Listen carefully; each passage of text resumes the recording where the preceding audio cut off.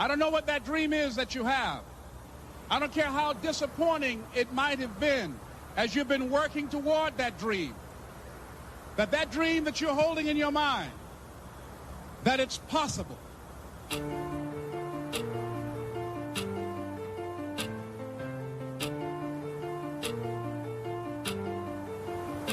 Is it cause I see things differently, picture things vividly, bring it all to life through the words of my ministry. In high-def imagery, I'll put it more simply, show myself approved since I read the book of Timothy. Then I got my study on, I had an epiphany. Israel is the chosen, some accuse us of bigotry, but I'm not ashamed, though they charge me of arrogance. The things that I say are far-fetched to Americans. Yahweh on high, I ask you in reverence, please give us the heathen as our inheritance. Psalms 2 and 8, cause their payback is overdue. Words of the psalmist now a hip-hop quotable. Lies that they told you, poison like a cobra bite. Keep God's laws and they'll raise us up overnight. Read the scriptures daily, stay away from lust and greed. You can move a mountain with the faith of a mustard seed. All things are possible, black people wake up. The world's about to change, God created it for Jacob. All things are possible, Hispanic people wake up. The world's about to change, God created it for Jacob.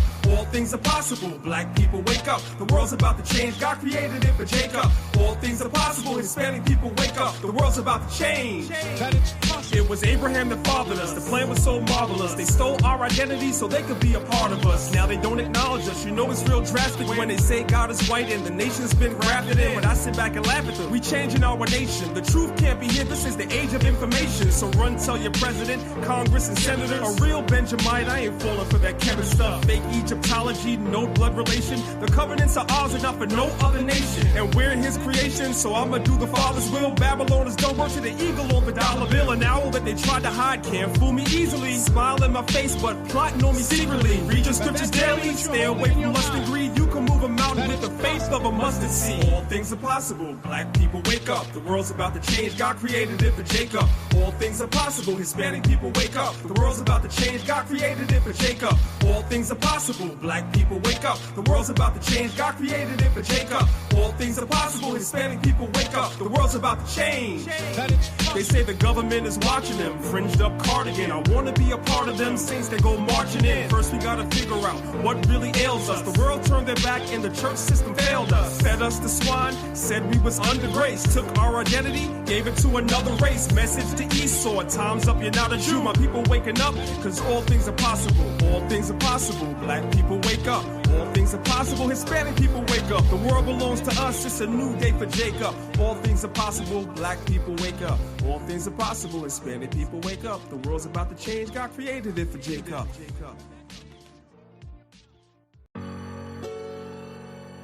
Is this what it's come to? Is this what y'all want?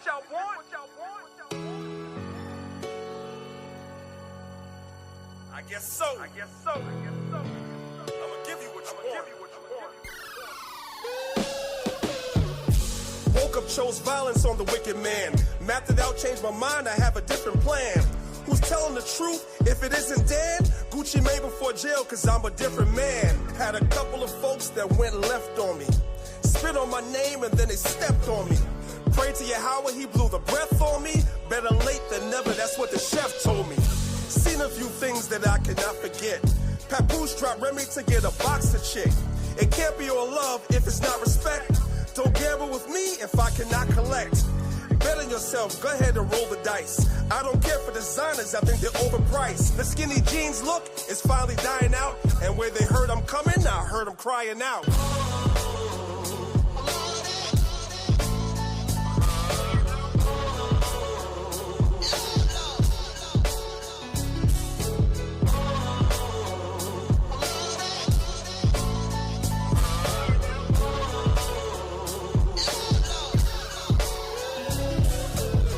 Get stressed a lot, cause I get blessed a lot. Took a couple grand and invested in Tesla stock. Poke out my chest a lot, I'm not impressed a lot. On the Sabbath day, I'll probably get rest a lot. They say priest is soft, don't believe your mans. I got an AR-15 plus my feet and hands. Lead with the left, jab got him looking lazy. Mayweather beats, and that's cause the hook is crazy. Life is never easy, it's gonna be a hard fight. Keep a poker face, I gotta play my cards right. Same routine, sleep, pray, and make money. Wrote so many bars, Kevin Hart, it ain't funny.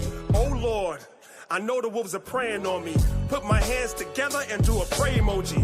Till our ignorance is finally dying out. And when they heard I'm coming, I heard them crying out.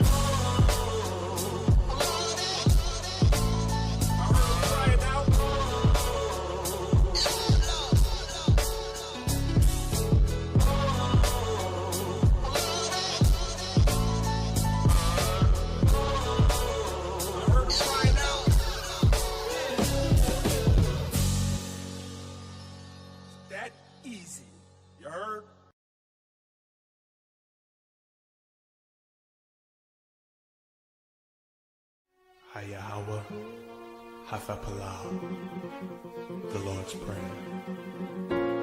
Our Father, which art in heaven, hallowed be thy name. Thy kingdom come, thy will be done, on earth as it is in heaven. Give us this day our daily bread, and forgive us our debts, as we forgive our debtors. And lead us not into temptation, but deliver us from evil. For thine is the kingdom, the power, and the glory forever.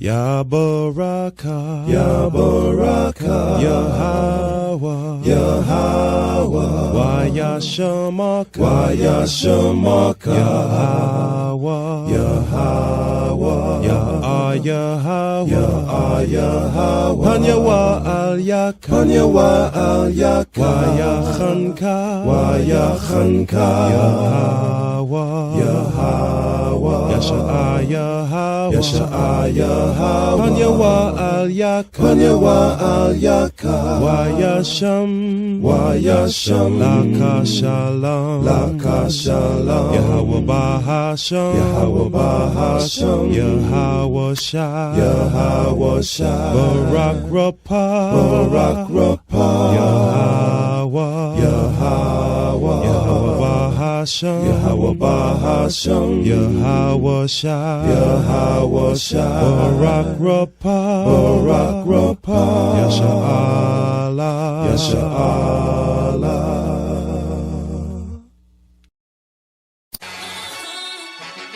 What we reppin', LOY, what we reppin', LOY, what we, let's go! Reppin' for LOY, and I'm giving, what you giving? Yeah. Praise to the Most High, and I'm Israel for life, until the day I die. I got the haters saying, who let the lions what? Who let the lions what? Who let the lions out?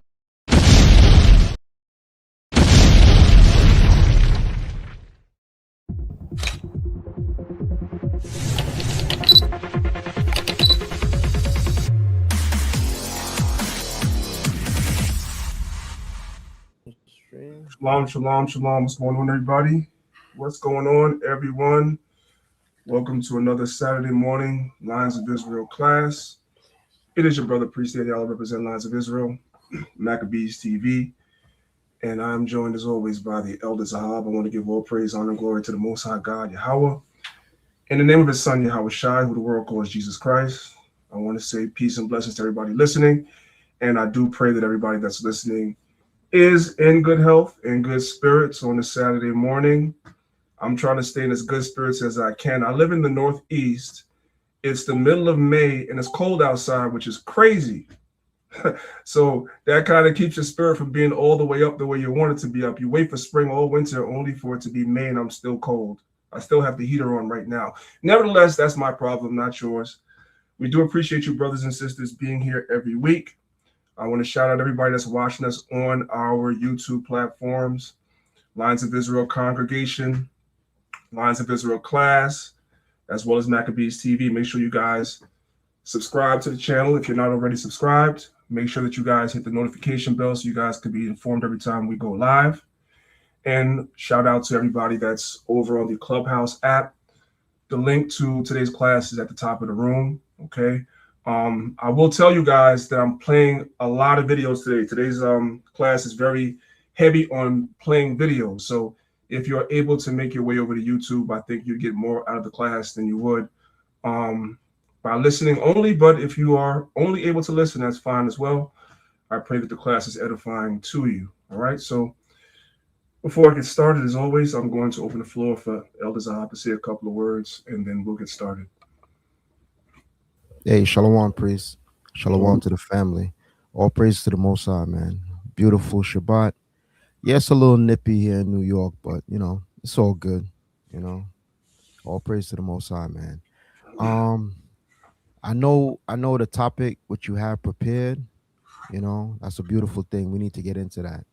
Also, I just want to tell the people listening, man, just stay on point, right? Stay abreast with what's going on. If you're the type of person you don't like to watch the news and stay on current events, that's not good, right? You need to stay up to times and stay with what's going. You don't have to watch every single, you know, thing that comes with the news, because, you know, you got something called misinformation, you got disinformation, and so on and so forth. But brothers and sisters, stay in your scriptures and stay on top of what's going on as far as geopolitics, certain local events and certain things, because we need to know what's happening before it's going to happen, right? That way we can prepare. With that being said, go ahead, priest.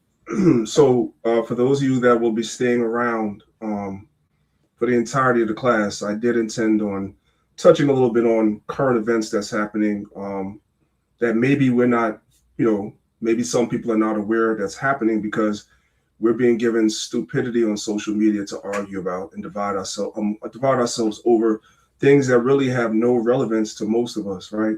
But there's a lot of things going on in the world, both nationally within the U.S. and globally, as Elder Zahab said, geopolitically as well. So I kind of wanted to touch on some of those things briefly at the end of the class when I'm making announcements, okay? So you guys hang around for that. With that being said, I'm going to go ahead and I'm going to share my screen and we're going to get started with today's class. I don't think I have to remove the banner today because the way I put the PowerPoint together, there's not really anything that would cover what I'm showing, but I will remove our logo for now. I'll do that. Oops. Oh, okay, let me get rid of that. Use the see-through one if you want, the PNG one. I'm not going to use that because, yeah, I don't want to impede the top, so we don't need it for now. With that being said, let me go ahead and share my screen and we can get started. Again, you guys on Clubhouse, if you're just coming into the room, today's video is heavily playing videos. Today's class, I should say, is a lot of videos, so you guys might want to transition over to YouTube if you are able. All right. Make sure everything's showing up. Okay. So today's class is going to be part of a two-part series that I have. Part one is dealing with the men, and part two is going to be dealing with the woman. There is a great gender divide. We can thank the CIA for that. And first wave feminism that came in via the CIA, via Gloria Steinem. And it's transformed its way into what's called fourth wave feminism, which is basically a hatred amongst the genders of each other. I'm just gonna get right to the point. It's a hatred of the genders of each other. It's a willful misunderstanding of the genders of each other. And because there's no effort put into understanding each other, all there is there's hatred. And that's what's being spewed online. And that's one of the many things that's distracting us as a people, where we're no longer paying attention to national news, things that affect us as a people. We are no longer thinking geopolitically things around the world that can affect us as well. We're too busy fighting each other on many fronts. Male against female, old against young, right? You have colorism in our community, light skin against dark skin. It's just madness, right? The Bible tells us in Zephaniah 2:1, especially relevant concerning the times that we're in right now. The Bible teaches us that we should gather ourselves together, right? That's what the Bible teaches us we should do. But pursuant to the book of Ezekiel chapter 37, right?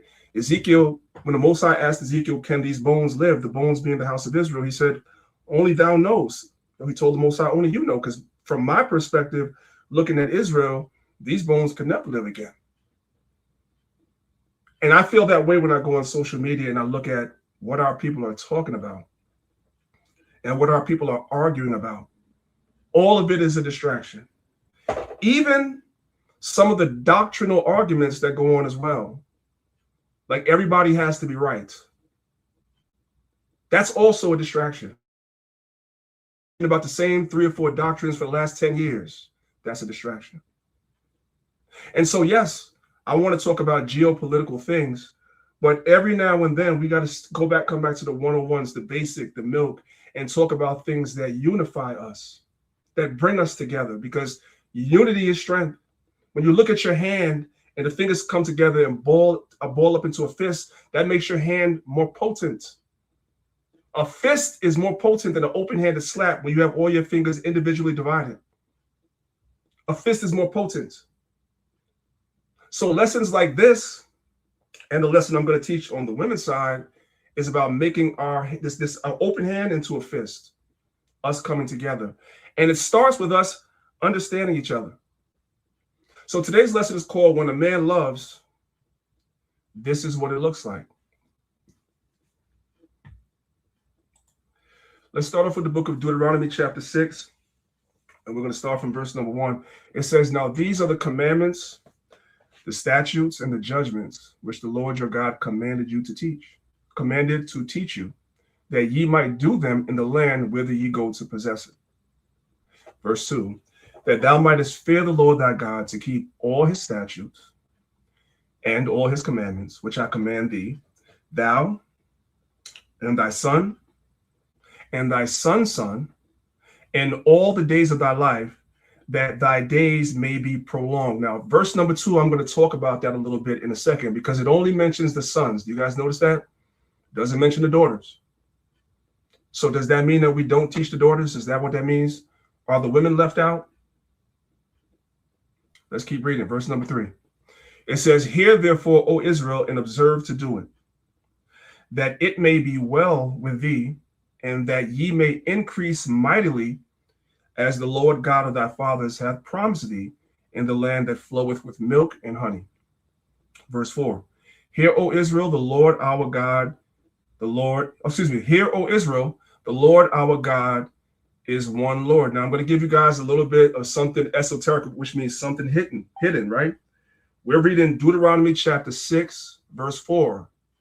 6 plus 4 equals 10, and 10 is really 1. So when the translators were putting the Bible together, they did stuff like this.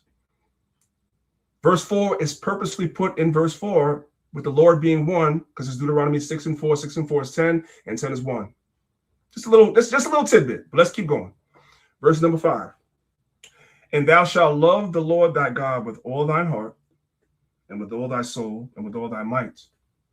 And these words which I command thee this day shall be in thine heart. And thou shalt teach them diligently unto thy children. This is where it's all inclusive of the sons and the daughters. And shalt talk of them when thou sittest in thine home, and when thou walkest by the way, and when thou liest down, and when thou risest up. Now, I wanted to teach you guys something, because I was having a conversation with someone this week, and this is someone that's straddling the fence that I work with. They believe in the Bible, but they have their gripes with the Bible, right? They believe the Bible is, as everybody likes to use the word, which I think is an overused word, they believe the Bible is misogynistic, it's anti-woman, right? And they were giving me examples of what they perceive to be why the Bible is anti-woman. and they point to the case of, like I just read you in Deuteronomy 6, verse number 2, right? That it only mentions the sons, right? And also, they believe that, like in books like Proverbs, it's always talking about the man or he that, right? In the case of Christ, he speaks about he that believeth on me. As the scripture said, out of his belly shall flow rivers of living water. So her argument was it's always just talking about the man, the woman are never included. So I had to explain to her that the Bible operates on is a literary device, right? The Bible utilizes literary devices. You must be aware of them. If you're not aware that the Bible uses literary devices, that might be a stumbling block from you to deal with it, because you might think like her. So I explained to her that because you only speak English, that's the reason why you think like that.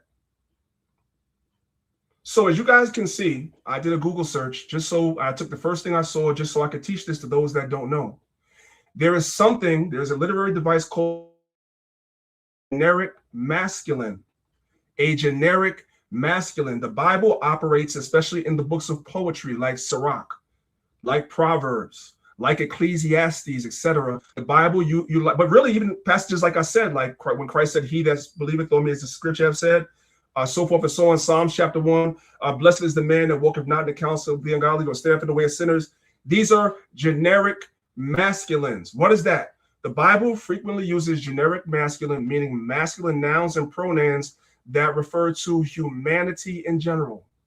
That's the way the English language worked in the 16 and 1700s. That's why it was translated that way. It was understood by them that even though you see he, it's talking about him and her, both. Does everybody understand that?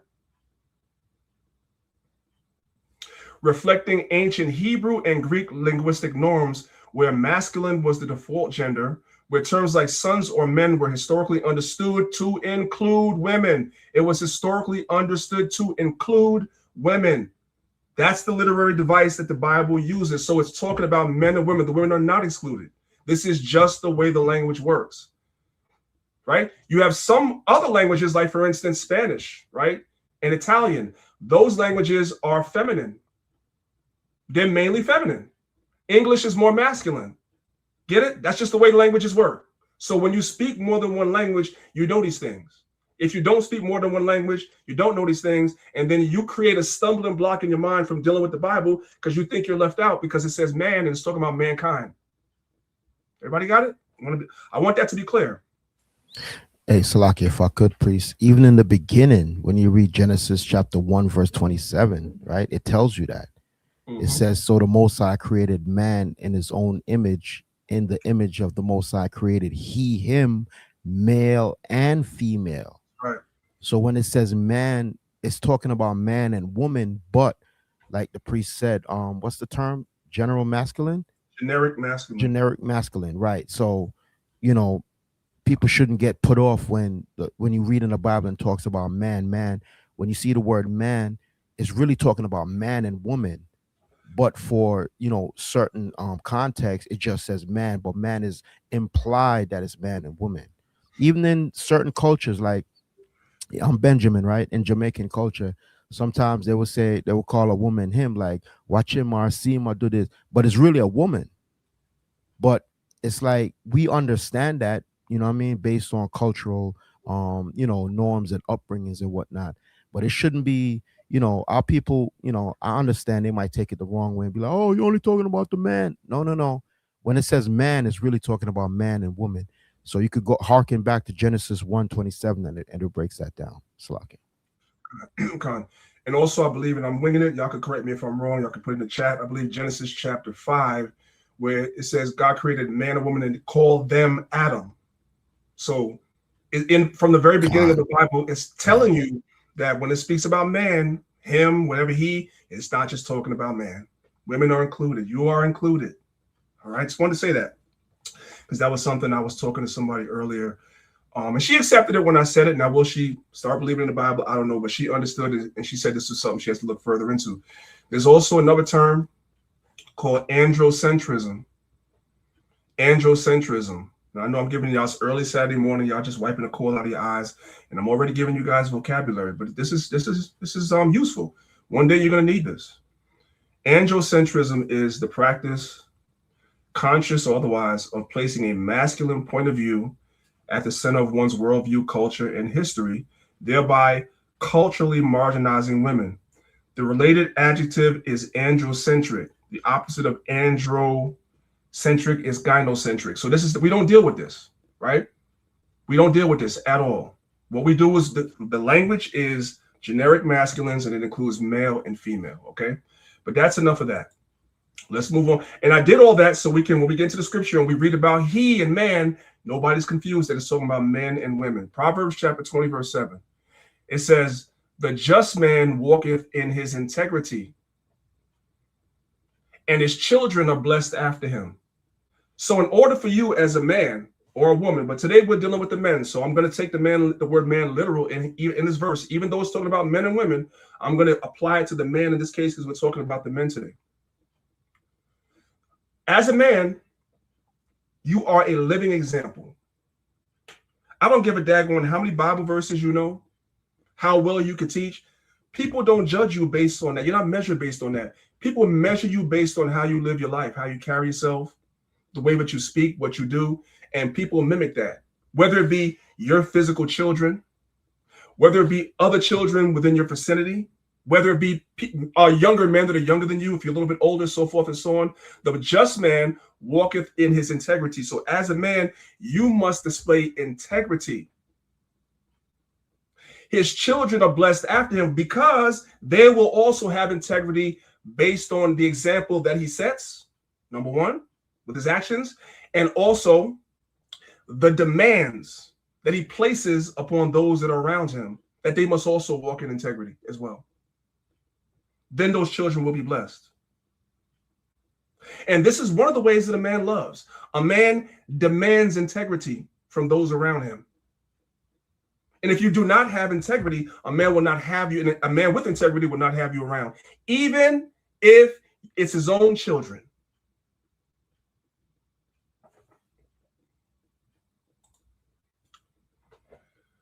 Here's an example of men not having integrity.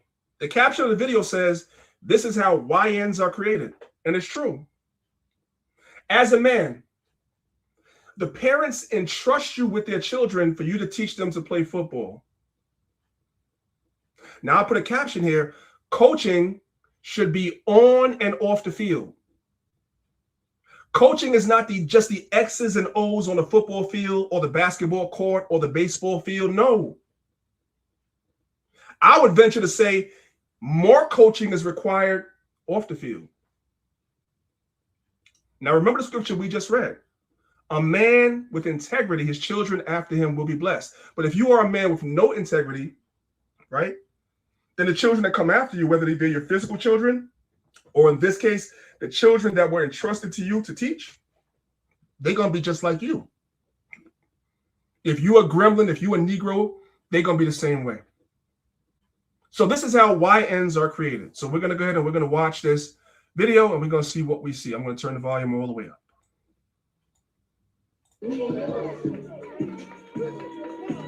Now, the idea is I would say these kids are about maybe 10 to 12 years old. And I want you guys to listen to the lyrics of the song that these dudes is playing for these children. Let's go.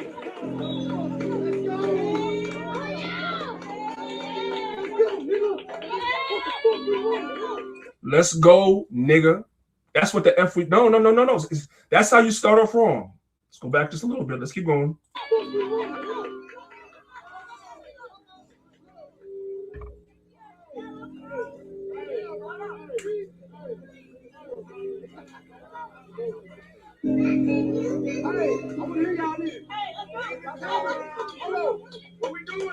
The kids didn't pick the song.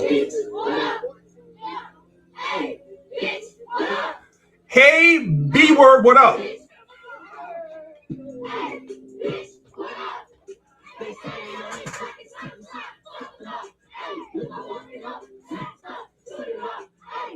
How many of y'all think those boys are going to grow up to respect women? What is their outlook on women going to be when they get older? If the older men pick the song, because the kids didn't pick the song, And the older men are sitting there singing the song with them and encourage them to sing. He said, I want to hear everybody.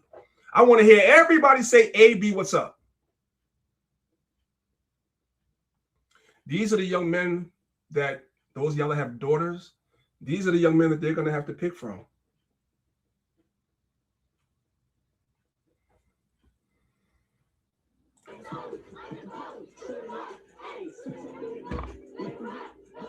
Y'all missed that? They said shoot him up. Y'all caught that, right?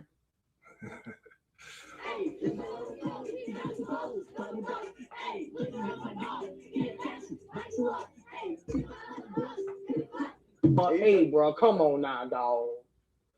Come on, man. You see, it's different when you see like YNs. And see, we can't.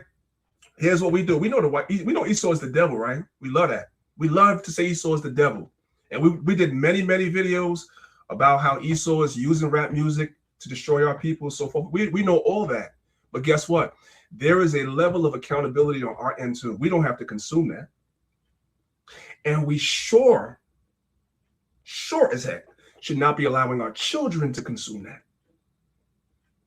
So as men, that was a failure. You can't blame Esau for that. That was a failure of leadership on the part of those men. Doing some crazy stuff like this. Like, you know, because they're young, you know, their brain's not fully developed yet, so they're just dumb. You're young and dumb, okay? We've all been young and dumb before. So it makes sense. Their brain's not fully developed yet. But when you see the adults, you know, sharing this kind of nonsense on, I mean, they actually think, the adults over there, they actually think this nonsense is cute. That's the problem. It's not cute. This is why a lot of people have come to the conclusion that the Black community is screwed. It's screwed. Only a divine intervention can change things. That's a fact. That's a fact, and that's what we push. That's what it's going to take. Even Ezekiel said that. He couldn't see it. Divine intervention. That's the only thing that can save the Black community. It's not policy. It's not more money that's going to help fix the Black community. Talking about reparations and all that stuff. That's not going to fix anything. It's not going to fix anything. We've already seen what you do when they get money. I reacted to a story on my channel about this dude who won like a $30,000 lottery. He won $30,000. What the person did do? Go buy a $20,000 chain. Are you freaking kidding me? That is just crazy. That's just crazy. And long story short, he got robbed. He got the chain snatched from him. And what's crazy is that it was a bunch of white dudes that stole the chain from him. I'm just kidding. It was Nick.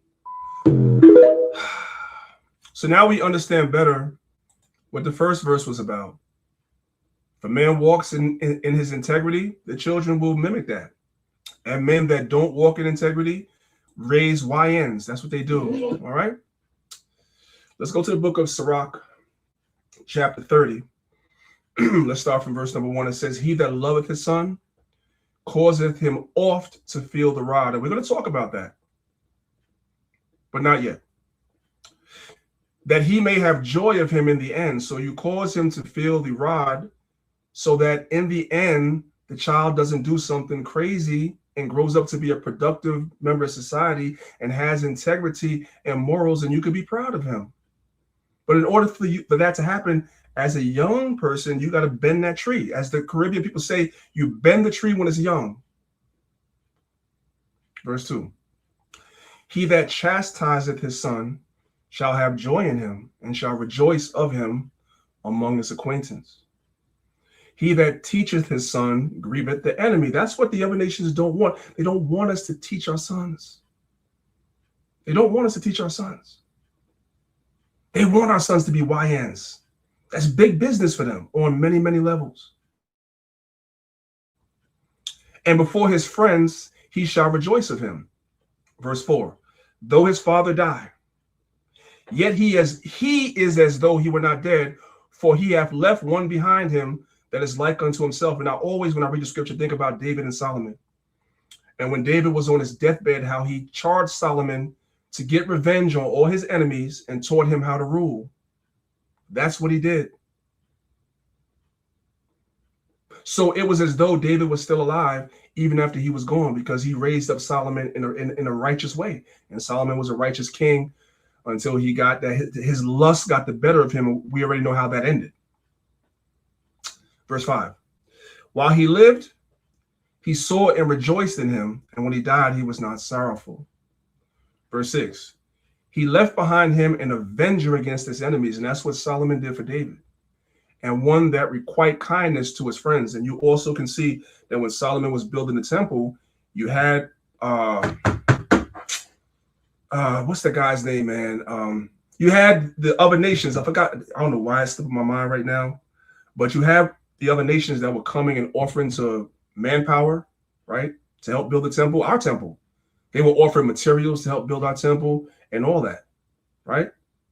So that's literally lived out between David and Solomon, right? Now I want to watch this video real quick, and I'm no fan of Steve Harvey, but a broken clock is right twice a day.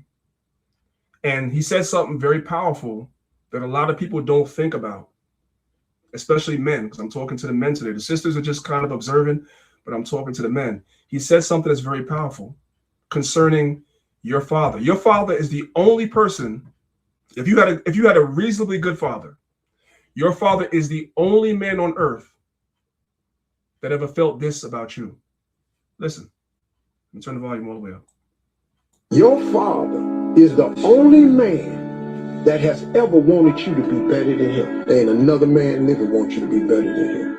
Bruh, I've never heard that. There's no one. Your father is the only man who wanted you to be better than him. I love you, man, but I don't want you to be better than me. Your father wants you to be better than him. And when he dies, you realize it. And what the part that fucked me so bad was, I don't feel like crying today. I didn't have nobody. When my daddy died, I didn't have nobody to say they was proud of me. Now, I want to say this, right? That's very powerful what he said. And I'm talking to the sisters just for a second, and I need for y'all to understand. It doesn't mean that he didn't have a mother. And it doesn't mean he didn't have a good mother. And it doesn't mean his mother didn't do everything that she could possibly do within her power for him. But I want you sisters to understand, you have a role, a great purpose that the man can't replace. But the world doesn't tell a lot of our women, I'm not talking about the sisters in the truth. The world doesn't tell a lot of women that the father's role in children's life is irreplaceable. It's irreplaceable. I'm sure his mother told him she was proud of him 100 times, maybe 1,000 times. But he still felt a way that his father wasn't there to tell him the same. This resonated with me, and I'm going to tell y'all something personal. This resonated with me because that's my story, right? My father died when I was 12 years old, right? My mother was there, and she did everything she could do, right? But I played sports. In my early teen years, I played baseball. In my early teen years, I was played Little League, and the next league up after I played baseball. And I remember when I was younger, my father would come into my games, and then he passed when I was 12. And I would go to the games, and all the rest of the guys, their father was there. My father wasn't there. And I felt that. My mother was there, but my father wasn't there, and I felt that. And as a man, you know, women are emotional. So you can never, even as a boy, you notice about your mother. You protect your mother. Man, his instincts is a protector. It's not just physical, like get into a fight protection. No. I had to protect her emotions. I knew that as a boy. Your sons know that about you as a boy. I could never show her that her presence alone wasn't enough. So I had to fake it. But inside, I was dying inside because everybody else's father was there. I didn't have a father there at my games. And I'm telling y'all, for those of y'all that have sons and daughters, you have children, your children feel the absence of their father, whether they tell you or not. If they don't tell you, it's because they're protecting you. That's it. They feel it. He's not lying. I lived that myself. If you have children and the father's not present for whatever reason, they feel it. I'm telling you. But they're not going to hurt your feelings to tell you that. Today's class is going to be a good one, y'all. It's going to be a tough one. It's gonna be a tough one. Let's go into the next video. This is also powerful words. Let's let the video play. One of the toughest things about being a father is when you realize you're raising the ones you can't live without to live without you. Wow. You're teaching these guys to learn how to live without you, even though your favorite moment in life was when they're around you. There's nothing like it. It's magical for you to do that. So let me read this to you. A dad can lose friends. He can be misunderstood by his own family. He can carry the weight of criticism and still sleep just fine at night. You know why? Because his mission isn't to be liked by the crowd. His mission is to be respected, trusted, and loved by the only audience that matters, his children. One day, those kids will look back and realize why dad said no when everyone else said yes. Why he stood his ground when it would have been easier to bend. Why he took the long road, even when the short one looked tempting. So what he's saying, and I'm gonna go back a little bit because I don't want to break his wisdom. What he's saying is one of the way a man loves is by saying no. It don't sound like love. It don't feel like love to the person that's being told no. It don't feel like love to the person that's being disciplined. It don't feel that way. But that's love. It's preparing you for life that you don't even know about yet, you don't appreciate yet, you don't fully grasp yet. But he knows he's the protector. So he's protecting you from yourself, from you going out into the world and not being prepared for the world. So I'm gonna have to tell you no sometimes. I'm gonna have to discipline you sometimes. That is love. May not feel like it on the receiving end, but that's love. To be respected, trusted, and loved by the only audience that matters, his children. One day, those kids will look back and realize why dad said no when everyone else said yes. Why he stood his ground when it would have been easier to bend. Why he took the long road, even when the short one looked tempting. A father doesn't measure success by applause. He measures it by the way his children see him when the world is quiet, and by whether they know without a shadow of doubt, that's my dad, and I'm proud he's mine. There's nothing like that, folks. So I'm just going to let that marinate in your spirit, and we're going to move on to the next one. What are the... Parenting requires wisdom. Now, I want to say this to the men, right? Everybody parents different. There's no manual. I can't look at your parenting style unless you're just a pushover, then I can. But I can't look at your parenting style and say you're doing it wrong unless you're abusing your child or you're a pushover. And you can't look at my parenting style and say I'm doing it wrong. It's a case-by-case basis. Every child is different.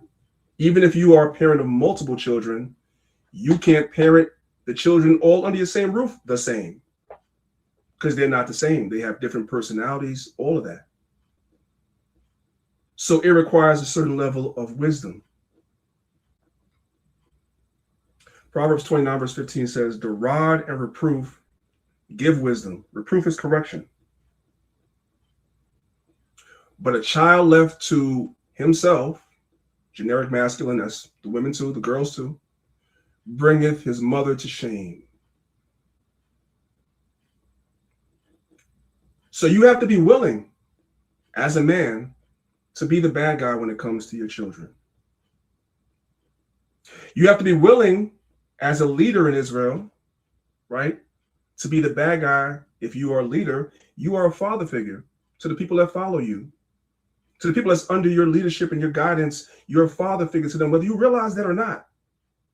And so sometimes when it comes to counsels, when it comes to reproof and correction, you got to be willing to be the bad guy. And the reason why the Most High gives that to the man is because the man is okay with it. The man is okay with somebody not liking him if he knows he's doing the right thing, because he knows you'll see it later. For the most part, women are empaths. They have a lot more empathy.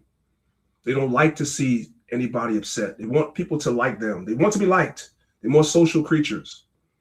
If people don't like them, it don't sit well with them. They can't sleep at night. And that's a beautiful thing. That's the balance. So the Most High gave that role to the man.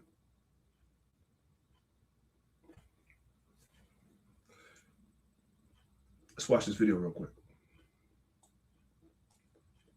Our strong fathers undermined it. Listen to this. Children don't need peers. They need stewards. Fathers are often undermined, not out of malice, but because our role is different. A father's job is to teach standards, discipline, accountability, responsibility that the world respects, not just what feels good at home. So oftentimes, he's going to be the villain. And here's another truth parents don't really like hearing. Stop telling me your child doesn't lie. Your children will lie like a rug about the other to get what they want. And when that lie confirms what one parent already feels about the other, too often that parent doesn't stop and say, nope, you're not going to play me. Instead, they fall into the trap. Not played by the other parent, but actually played by the child. That's why parenting requires wisdom and not emotion to drive decisions. Because here's the part we have to accept. The world does not care about your kid. Only you do. The world doesn't care where they came from. It only cares about who they are and when they arrive, what they can do. So if you're co-parenting, put the weapons down, folks. Stop using the child as leverage. Stop turning them into decision makers. Children don't need peers. They need stewards. Stewards who agree, stewards who communicate, stewards who are willing to be uncomfortable today so that their child can survive and thrive tomorrow in sports, in life. Get on the same page, folks. Right. And that's very important because unfortunately, our community is broken and there's a lot of co-parenting that goes on in our community, right? And the father needs to be the disciplinarian, the villain if he has to be. Your sisters don't have to be that. You need to have a relationship with the father and allow him to play his role as the villain if he has to be that. Right? And if you don't have a father in the household, I'm going to show you some other methods that we can use as well. Let's go to the next slide. Our strong. She gets it. She gets it. She understands. Listen to the video. I used to think my parents was holding me back until I realized, you know something? They've lived this life before. They've been my age before. So they might just be on to something. You get what I'm saying? When you're young, when I was a little bit younger, and this is plaguing a lot of young folks, for some reason we think we know more than we know. You really don't be knowing what you're talking about. Even if you don't listen to your parents, you need to just consider what they're saying. Your mama tell you not to do something, your daddy tell you not to do something. Before you totally rebel against that, just think about it. They probably not even giving you the worst advice. You get what I'm saying? Your parents don't want to see you fail. They don't want to see you go down the same road they went down. Sometimes they might be a little overprotective. They might be a little overbearing. They might even just be projecting a little bit in certain instances. But you got to learn how to look at your parents and say, you know something? You got my best interest. And I feel like you got my best interest because you're my mama, because you're my dad. Even if you don't listen to them, don't get yourself in a situation where you're not honoring them, where you're not respecting them, because that rebellious spirit is going to pull you so far out of alignment that it ain't even funny. You go look up one day and you're not even going to be able to understand, how did you get here? You got here because you're not listening to your mother and your father. You got here because you judging your mom and your daddy so bad that you're not even looking at the fact that they giving you advice so you won't be in a position that they in. And it's always at this age when people get into their 20s or whatever, especially when people start having children of their own, that's when the appreciation of the parent comes in. It's usually not until adulthood, and usually not until the child has a child of their own, they circle back and they look and they be like, that's what Pops was talking about. That's what Mom was talking about, right? You know? And hopefully you'll be blessed for them to be alive, for you to go back to them and be like, you know what? I'm sorry for everything I did. Sorry for all the times I didn't listen to you. Because you realize that what Dad was doing, and when he was being strict, and when he was saying no, when he was being what you deemed as overprotective, it was for a reason, and he was right. And that was his way of telling you he loved you. You was looking just for the words, I love you. You was looking just for him to come and hug you and rub your back and always tell you what you wanted to hear. That's not love. That's not love. Not really, not by itself alone, if that's all he's doing. No. Let's move on. What's the 5-to-1 ratio? I learned about this a long time ago. It applies to many aspects in life, but we're going to talk about healthy relationships. But this applies even outside of human relationships. It applies to a lot of things. I learned about this when I first got into management on jobs, when I first became a supervisor on a job where I had to critique people that worked in positions that were lower than mine. I learned about the 5-to-1 ratio. In order for anyone, we're talking about relationships today, that could be in a relationship between a man and a woman. It could be in a relationship between parents to children. It could be in relationships in a congregation in Israel. It could be in a relationship between leadership and somebody that they're shepherding or leading. This applies everywhere in life. In order for anyone to accept your correction, you need to be telling them more positive things about them at least 83, 84% of the time. If your interaction with somebody is always negative, you're always correcting, you're always finding fault, don't be surprised why after a while the person you're doing that to doesn't want to receive it. And today we're talking about fathers, and right now we're talking about between fathers and children. That's a big mistake a lot of fathers make with their children. You're always in correction mode, but you never praise them. No, you need to be praising your child the majority of the time. And that way, when the correction comes, it's a lot more impactful because they don't see you like that all the time. So they know they done messed up. Everybody following along? And again, you can apply this to friendships, romantic relationships, all that, but we're talking about between parents. Your interaction with your child should be mostly positive. Praise them for the good things that they do, and encourage and reinforce their good habits, their good traits, so forth and so on, so that when the time comes for the correction, they understand that that's not always how it is with you, and they'll receive it a little bit better. Hopefully everybody's following along and understands. Apply this to every relationship you have, though, and you'll get better results.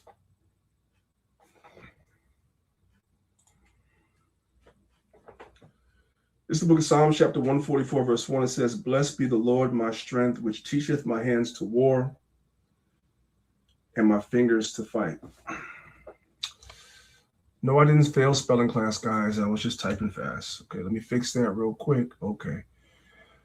Let's come back into the PowerPoint. All right, so let's watch this video. Self-defense is self-preservation. When it comes to a father is teaching their child how to live without him. Y'all saw that in the video earlier. Let's go ahead and let's watch this video. Let's turn the volume all the way up. He started touching me and then I fight him back. You're fighting?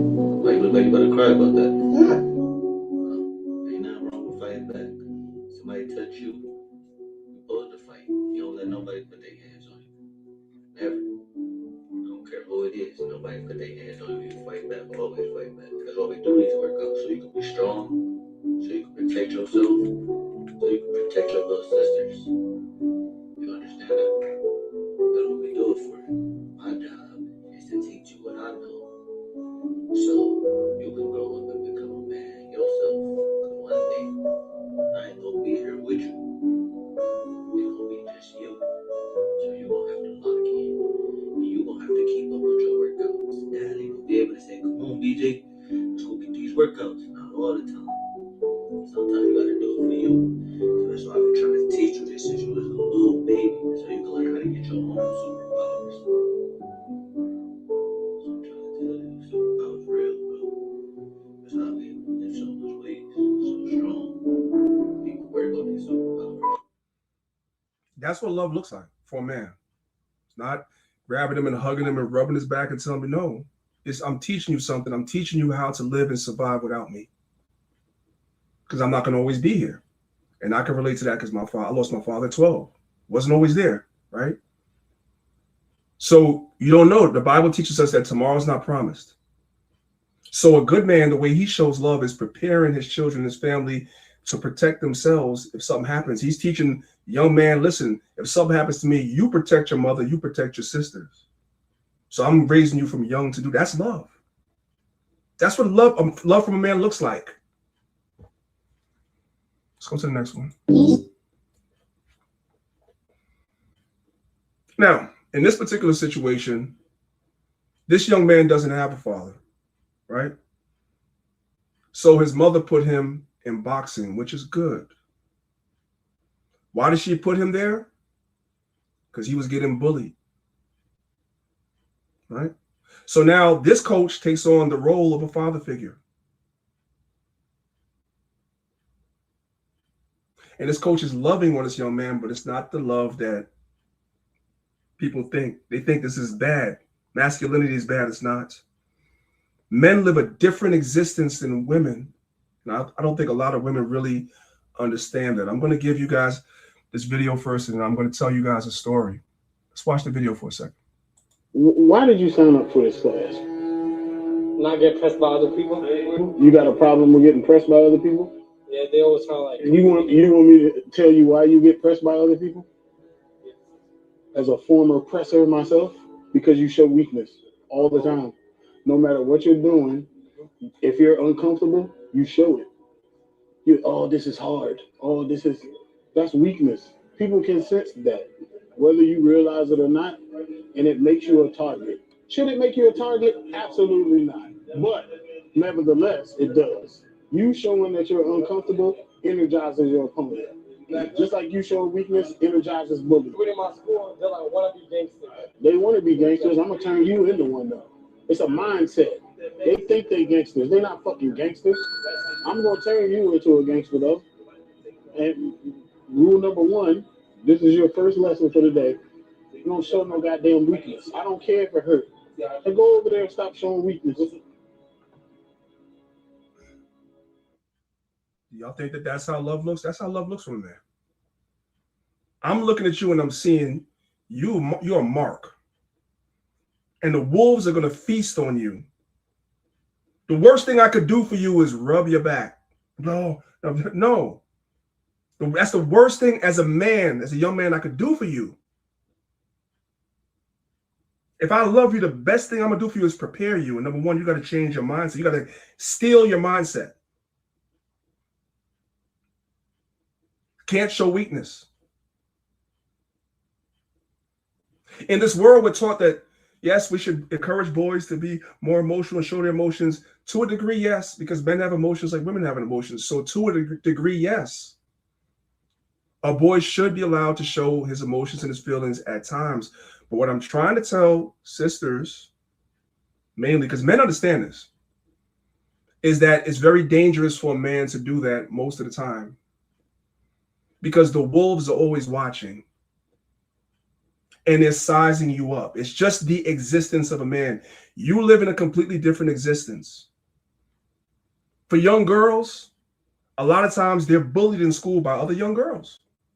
So they have their own existence, their own problems, their own things that we're going to talk about when we get to the women's class. You have your own existence that a man will never understand. You have your challenges that a man will never understand. And I'm here to tell you that as men, young boys growing into teenagers, growing into men, there are challenges that as women you'll never understand. Never. The threat of violence from another man is ever present as a man, especially as a young man, especially when you're in school. The threat of violence is ever present. You're always being sized up. And at any time, somebody might come and lay hands on you just because. If they sense you're weak, they're going to come and prey on you just because. They're going to come into school and run your pockets. Take your lunch, take your lunch money, all that. That's the existence of a man. And men know that. And so you have to prepare your sons or any boy that's in your trust, that's in your vicinity. You have to prepare them for that. You don't coddle them. You prepare them for that. That's love. The worst thing you could do is to just coddle your boy and make it seem like, because you're not there at school. 24 hours. You're not there when he gets on the school bus. You're not. And y'all hear how passionate I'm talking about this because I live this. I live this. I went through this. I had fights on the school bus when I was young. I don't talk about it all the time. I got jumped twice when I was in school, twice, for being in the wrong place at the wrong time just because I'm a man, just because I was a boy, I was a teenager, and went into a neighborhood in my city where I lived at that I guess they was like, what you doing over here? Next thing I know is 3 or 4 dudes swinging at me at the same time. Just because. Twice. Those are not the only fights that happened. I'm talking about those particularly twice. That's the existence of a man. You do your child a disservice by acting like that doesn't exist. And so the way a man shows his love, he understands that because as a young man, he went through that. So he prepares his son. You're looking and saying, oh, be careful with him as a woman. Be careful. Don't know. Let him fall down. Let him bruise his knee. Let him cry. Because when he gets to school, it's going to be worse. When he gets on that school bus, it's going to be worse. When he gets into that playground after school, when no adults are around and the bullies are around, he's gonna be thankful that you taught him. I'm telling y'all something. So the mother did good by putting him in boxing. She did good. Why? Black fathers, we have a problem on our hands, and we as the men, as I said earlier. Like with the football team, we have to be accountable for that. Let's watch the video. Did y'all see this young 15-year-old black kid shot point blank in New York? Fatherless kids all around. You can tell all these kids around them sitting there watching it. So I want to say this because I don't want anybody to. First of all, we're having a conversation, right? Nothing should be personal. Nobody should be taking anything personal. There are a myriad of reasons why children are fatherless. In my situation, my father died. None of my mother did. My father just passed away, right? Sometimes the father is incarcerated.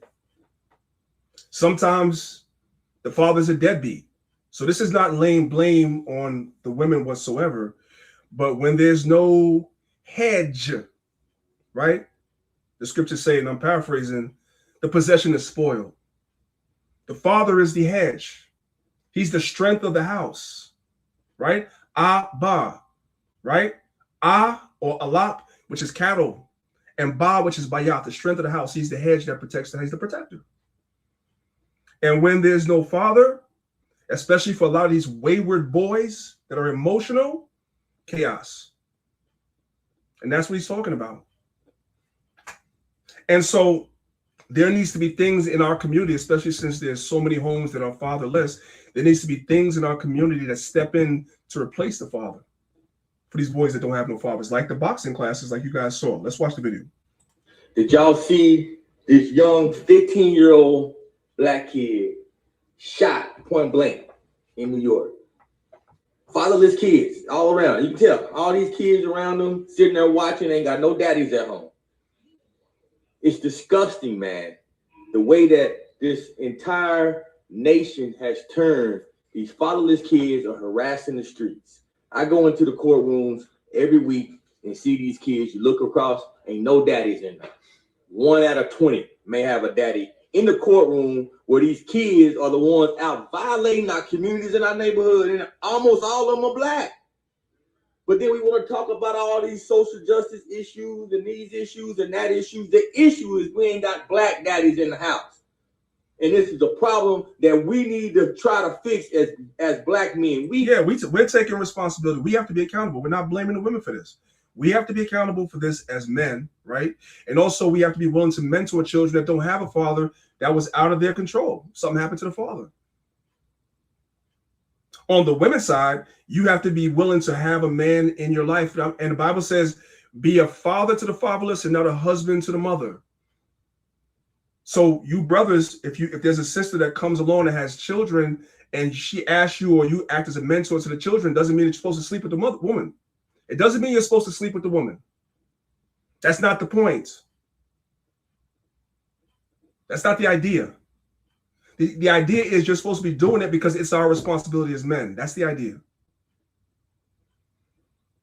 We are letting our own communities and our country down. We're a disgrace to the world. Disgrace to the world. 70% of our kids ain't got no mom and daddy together in the house with them raising them. And we don't think that's a problem? It's biblical. The last verse of the Old Testament. He shall turn the hearts of the fathers to the children and the hearts of the children to the fathers, lest I come and smite the earth with a curse. The curse that we're seeing right now is that curse, the fatherlessness curse. When you have people having babies and they don't take care of their kids and their kids go out there and harass the streets, it's a problem. You turn on a video, you see these kids walking around slapping old people, disrespecting old people. Look how they talk. I bring these young kids into our center. Every other word come out their mouth is a cuss word. Every other word. 11, 12, 13, 14 years old. They can care less if they're around an adult or anybody else. Man, we got real problems on our hands. It's getting worse and worse because we're getting woker and more woke and more woke and more woke. We want to be victims. You ain't a victim. If you live in the United States of America, you are not a victim. I'm sorry to break the news to you. It's the greatest country on earth. All right, now he's going off. So we're going to stop him right there. He was doing good. Now he's going the hell off. But you guys get the idea. For the majority of the video, he was correct. We know what Esau did. We know the systems that he has in place, but we still have to take accountability for what's going on in our community because Esau is not going to change it. You can't expect the oppressor, the enemy, to change it. The change has to come from us. Let's move on. Then I see people popping into the room on Clubhouse. The link is at the top of the room to come over to YouTube so you guys can see these videos. Okay. Let's talk about this. And again, everybody's not going to agree with this.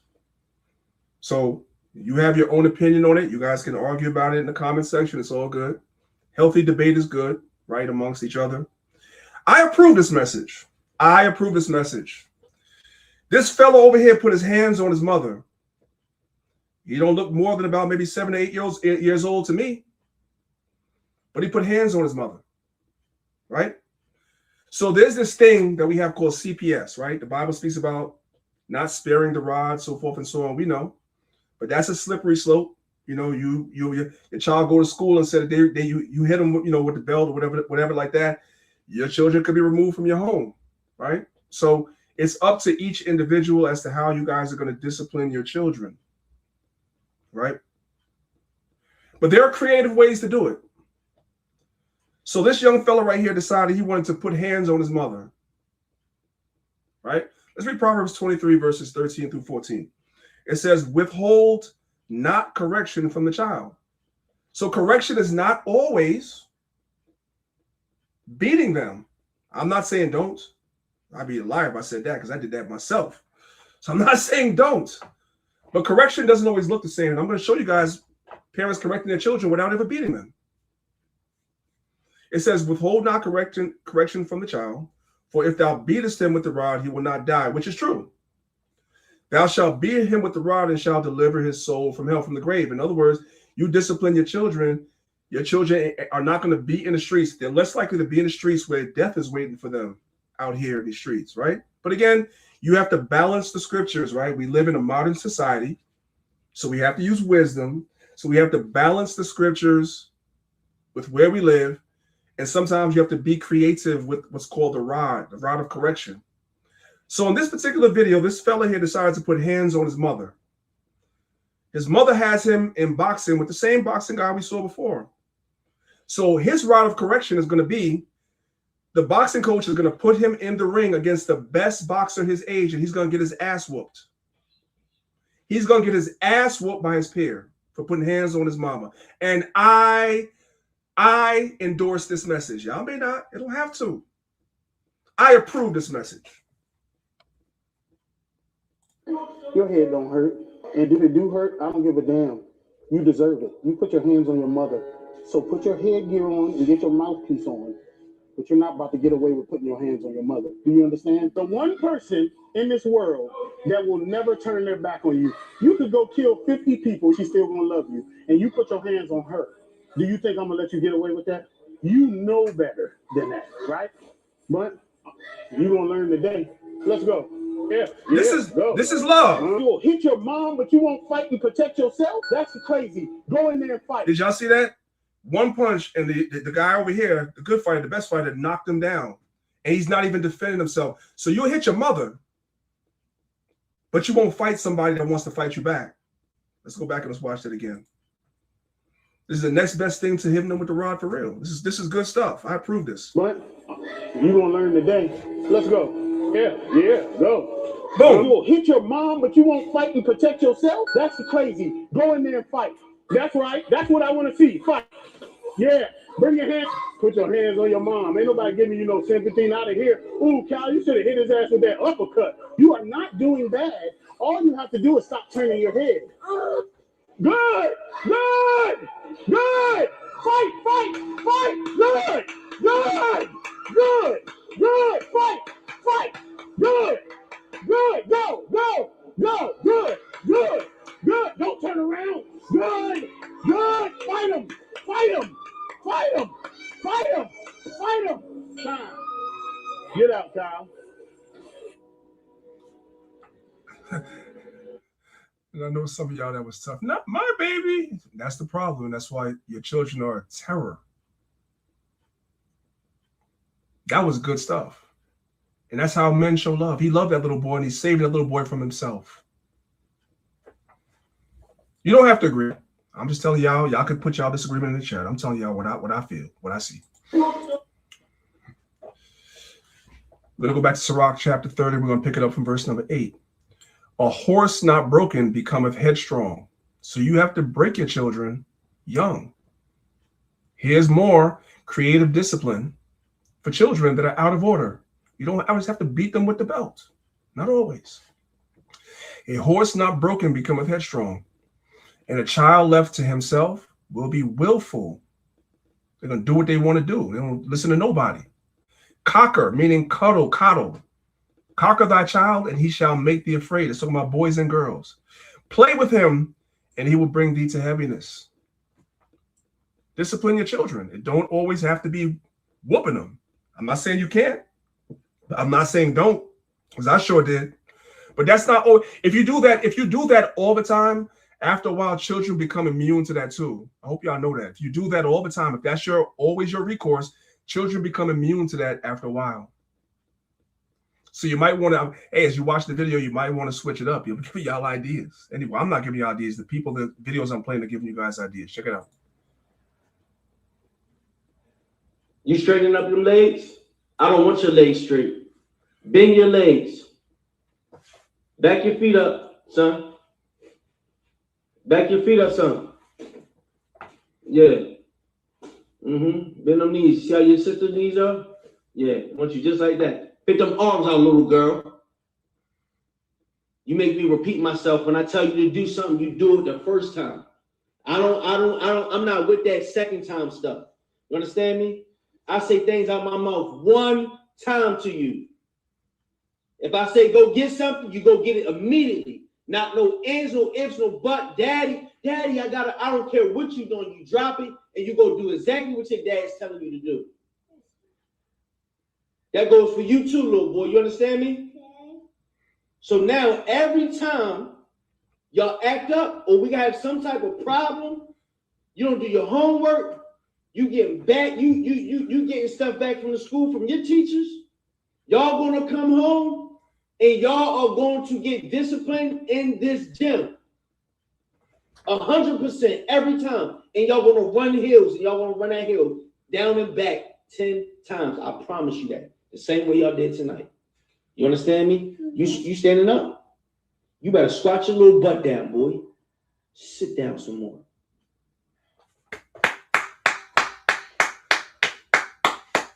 I love it. And that's how I go in this house. I'm not here to play. Okay. You understand me? Mm-hmm. What, I don't understand talk. Okay. It's yes what? Yes, sir. You get that, little girl? Yes, sir.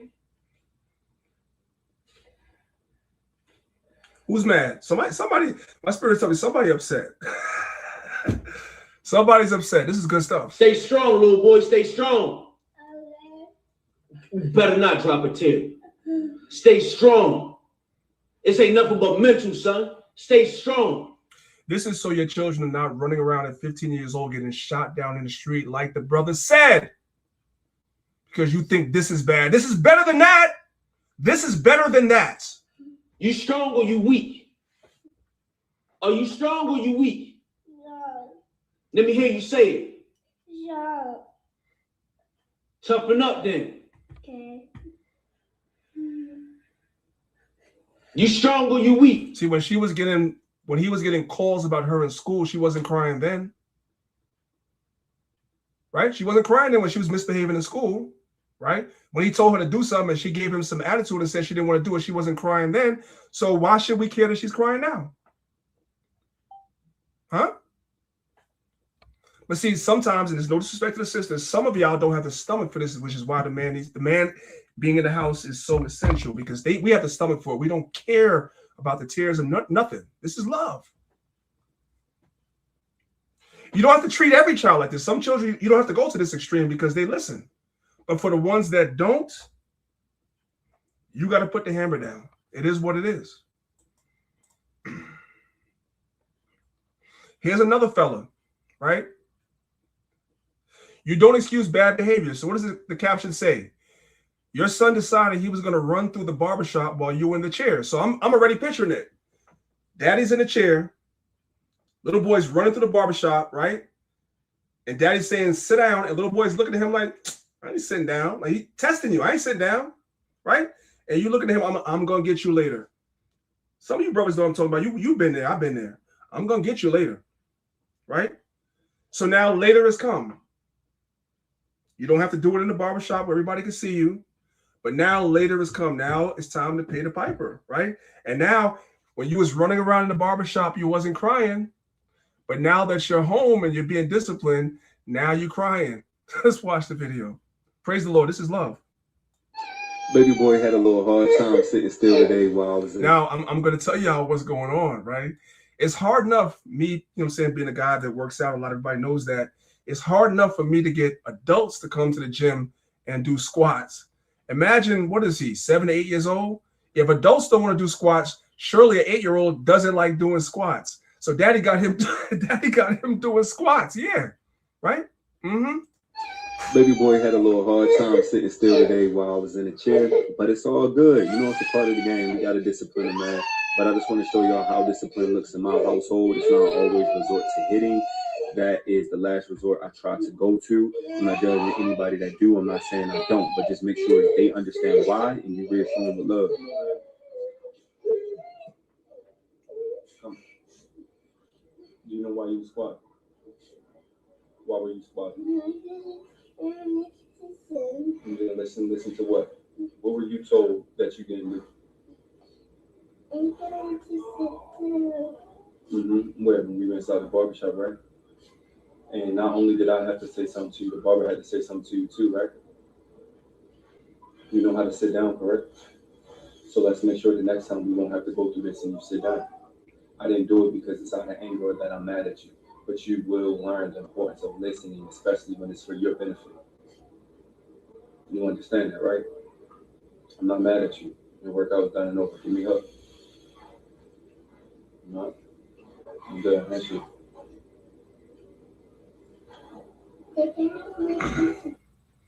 It's either you teach your children to listen and respect authority, or Esau will do it in the streets, the police, the prison warden. I'd rather be the guy to teach my children to listen. Nah, that part, what he did right there, I think is more important than the discipline, because just yesterday I had to do that to my son, at least the 4-year-old, right? I told him not to do something. He kept doing it over and over, and I gave him that look. So then, you know, I had to discipline him. And then, you know, mom is, oh, baby, and run to, no. So I called him. I said, come here. You know why I did that. And you should explain to them why you did what you did. So it's not, they understand, oh, that is not just being a bully. That is not just doing certain things. He's doing it because you know why I did that, right? And he said the same thing. Yes, because I was misbehaving. So I think you illustrating and explaining to them why you did it is even more important than discipline, because they understand, oh, okay, when I do that, this is what's going to happen. That's why dad does that. And it's very important. 100%.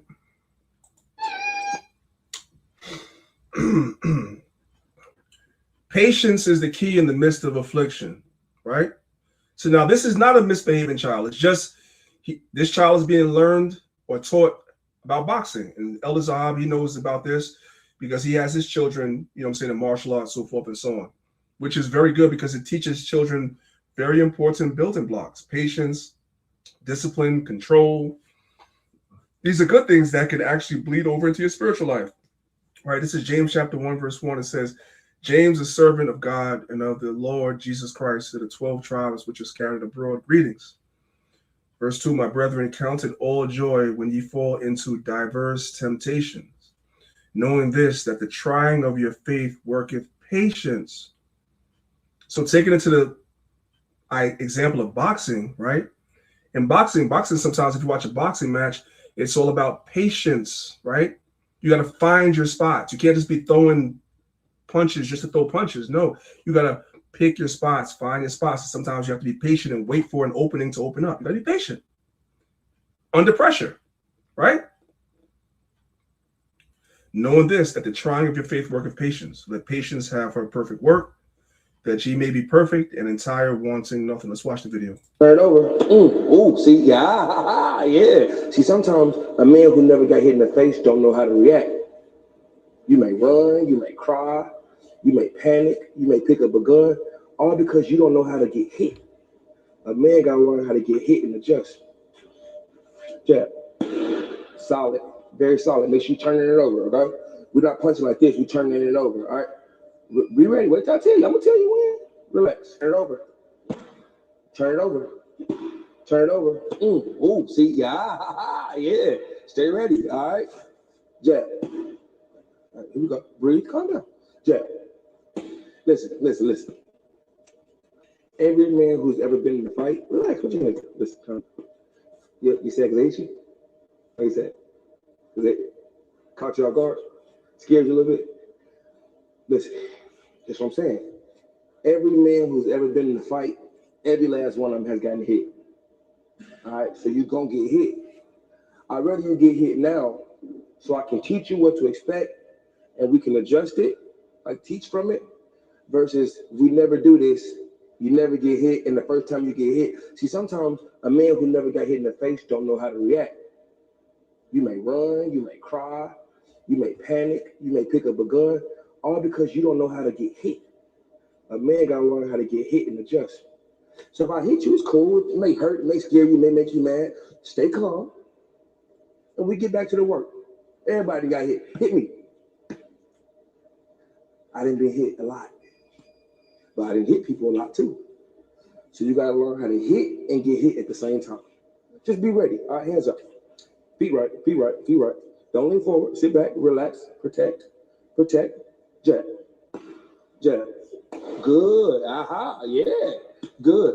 Don't lean forward, relax, jab. Good. Cross. Turn that back foot, cross. And you can apply that to your spiritual life as well. Just think about it the same way.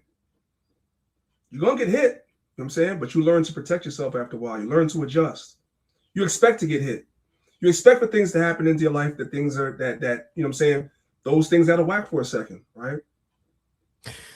Hey, was it Mike Tyson who said that? Everybody got a plan till they get punched in the face? Until they get punched in the face, right? A lot of us Israelites, we got a plan until the Most High punch you dead in the face. You're right. Like, oh my God.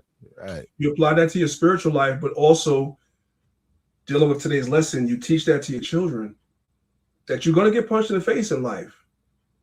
And you don't resort to going out and getting a gun or doing whatever because you got punched in the face in life. And that can be literal too, not just figurative, literal. Because as a man, you're going to get into fights. That's just what it is. You know what I'm saying? People are going to test you and all that. That's just what it is, right?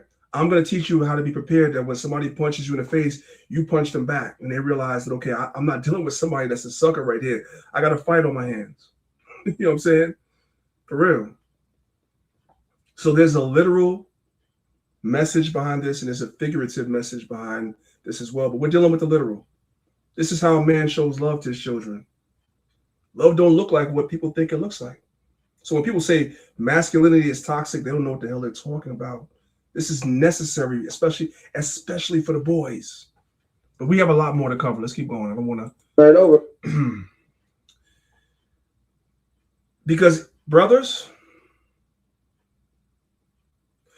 if you are not in your son's life, if you don't put the mitts on and let your sons throw some hands and throw some punches, the alternative is your son could be doing this. Okay.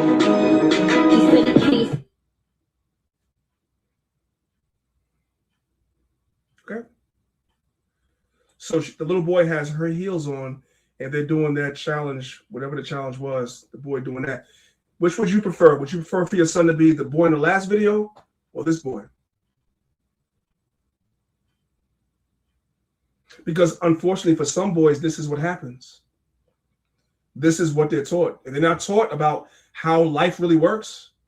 And so when life punches them in the face, they get emotional, run out and get a gun because they was wearing their mama's heels and doing TikTok challenges, right? And then life punches them in the face and they run and get a gun and act out of emotion because there was nobody to really lay that foundation for them.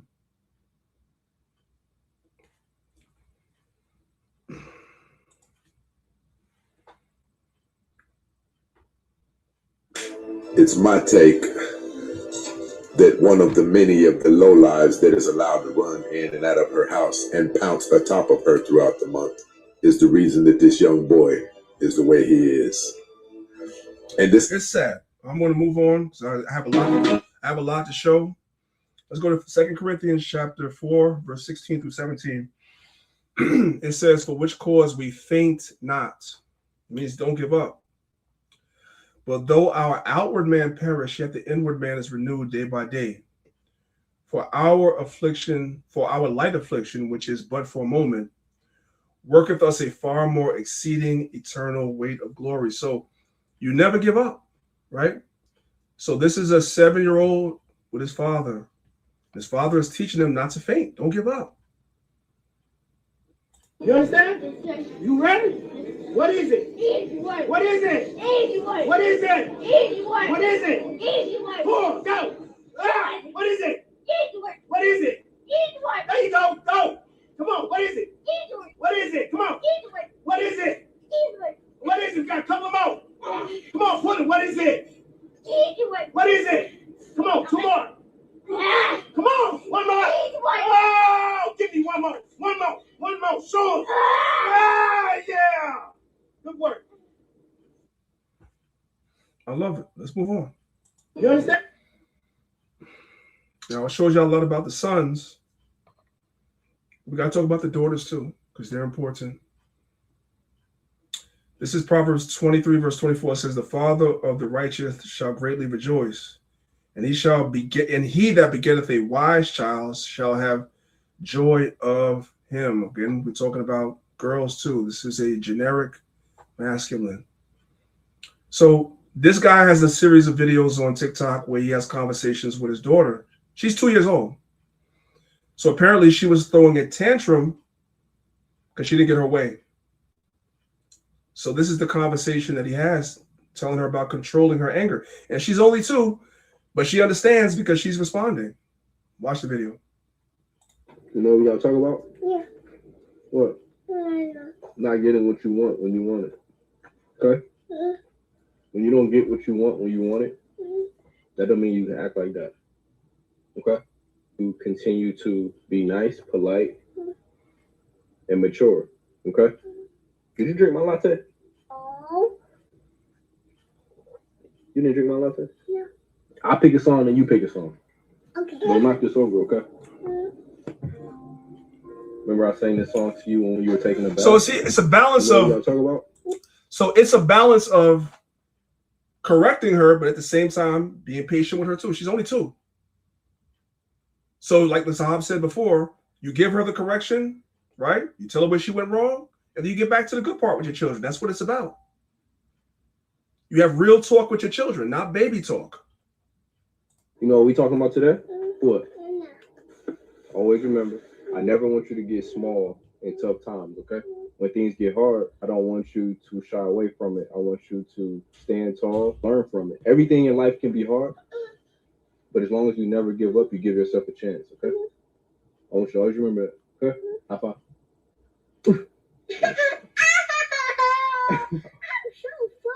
Hey, I have value. Confident. I'm very proud of you. Which one? Let's do today. Can I play one and you play one like we did last time? This is excellent parenting, right? Excellent parenting. You talking to the child, that baby talk and all that stuff gets them nowhere. Talk to them. She's responding, so clearly she understands. So you deal with her accordingly, and you lay that foundation from the beginning. That's the idea. You know, this is beautiful too. So you have two brothers here. These boys don't have a father. So the older brother plays the role of, I ain't gonna say plays the role of the father, but he mentors his younger brother. Now, some of you sisters, you would go in a room and you would see this, you'd be like, break it up, please stop. No, this is good stuff. I walk in the room, I'm gonna sit down and I'm gonna get some popcorn. I'm like, this is good stuff, right? The younger brother, the older brother is teaching his younger brother how to defend himself. And the younger brother is actually pretty good. So as you guys are gonna watch the video, I want y'all to pay attention.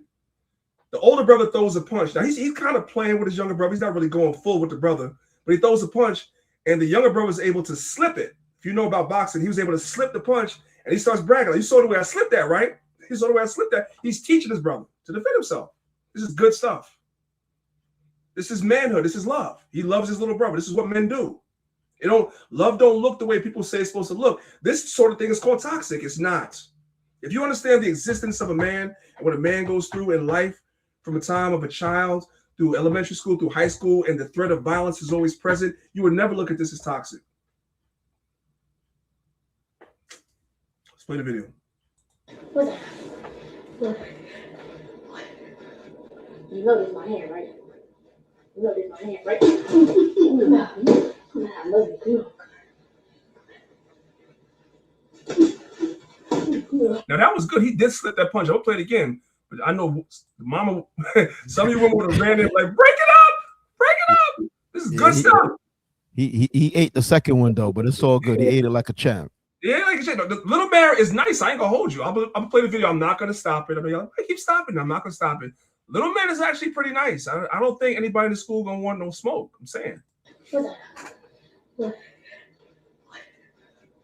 know this is my hand, right?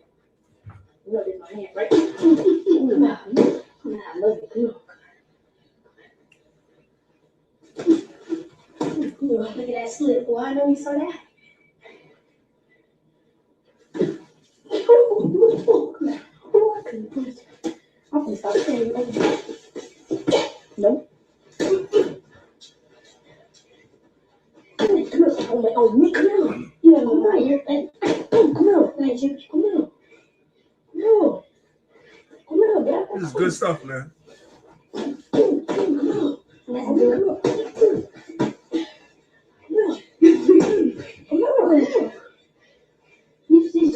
He's teaching his brother. What? Okay, slap me, bro. Give me Karen. Go ahead. Give me Karen. You can do that if you want to. I like it. Yeah. Do that if you want to. Do that if you want to. He's playing with his brother. You see him toying with him, but he's teaching him. Go ahead if you want to. Play soccer. Play soccer. What's my name? Play soccer. You can do that if you want to. You go ahead and do that. Folks look at you. You can do that if you want to. That's blocks. That's blocks. You know, you can run it. You can do that. Now, run it. You can't get no face shot on my mama. You want to test it out? You want to test it out? On my mother. Yeah. You want to test it out? Yeah. What's that? On my mother. What's up? It's good stuff, man. I love it. Come on, my mother, you can't. If you see him, and I know Zahab, you got boys. Zahab got all boys. Cynthia got bored. You see your sons in there doing this. As long as it's not toxic, as long as it's not hard, let it happen. Let it happen. Hey, priest, it's always be the younger one too. But I got a sister post a question, and I just want to address it real quick before you move on, not to divert. Yeah. I'm assuming it's a sister. I could be wrong, but I think it's a sister, Ka'ala Dabash, right? The sister said, what if there's a man in the house, but he doesn't do all of these things? She said, what about a father that's around, but doesn't do any of these things? A man you have to tell what to do all the time. So the sad part about it, sister, just to give you a brief answer, the sad part about it is, unfortunately, like I said, a lot of brothers are responsible. They have to be held accountable for not doing this for their sons because they're the ones that's supposed to be. But what I'm going to say to you, when we get to the sisters one, I'm going to show you this, right? Some of the sisters sometimes take on the responsibility of making sure their son is someplace in a football program, someplace in a karate class, someplace in a boxing class, someplace. You got to put him around men that's going to push him. If the man that's there is not doing it, that's a failure on the part of that man. Let's be clear. That is a failure on the part of that man. However, if you know that your sons need this, which I'm telling you, your sons need this, put him someplace where he can get it. Right. That's the best answer. Go ahead, Zab. If you want to add to that, then we'll move on. I just want to add also, why is he not doing it? You know, that's communication where you got to talk to the man and figure out what's going on. Is it because there's two sides to every story, sis? Where the priest just commented based on face value. Now, is it a situation where the man working 2-3 jobs? Is he tired? Is he physically unable to do it? Because I know there's brothers who might work 2 jobs just to, you know, keep things afloat. And the one day off the brother get, he might be tired as heck. So he can't take them to the game. He can't take them to Little League or football or this, that, the third, you know? So it's a situation of why is he not doing it? Okay, sister said he's just stuck in his ways. Then you got to communicate with the brother, sister, because, you know, you chose him. I'm assuming he's the father of your children, you know, so y'all got to work it out, fasting, prayer, and you know what I mean? There's always the answer. There's always the answer. We might not have the quick answer that is wrapped in a bowl, 1, 2, 3. It's more dynamic than that, but what you're saying, sis, you got to take it to the Most High. You know what I mean? I'm assuming he's an Israelite too, right? I'm assuming he's a God-fearing man, tries to keep the law, statutes, and commandments. If he does, then y'all got to take it to the Lord in prayer and fasting. Because again, it's two sides. There's a reason why he's not doing what he's doing. And I'm not defending him. He could be a straight up bum.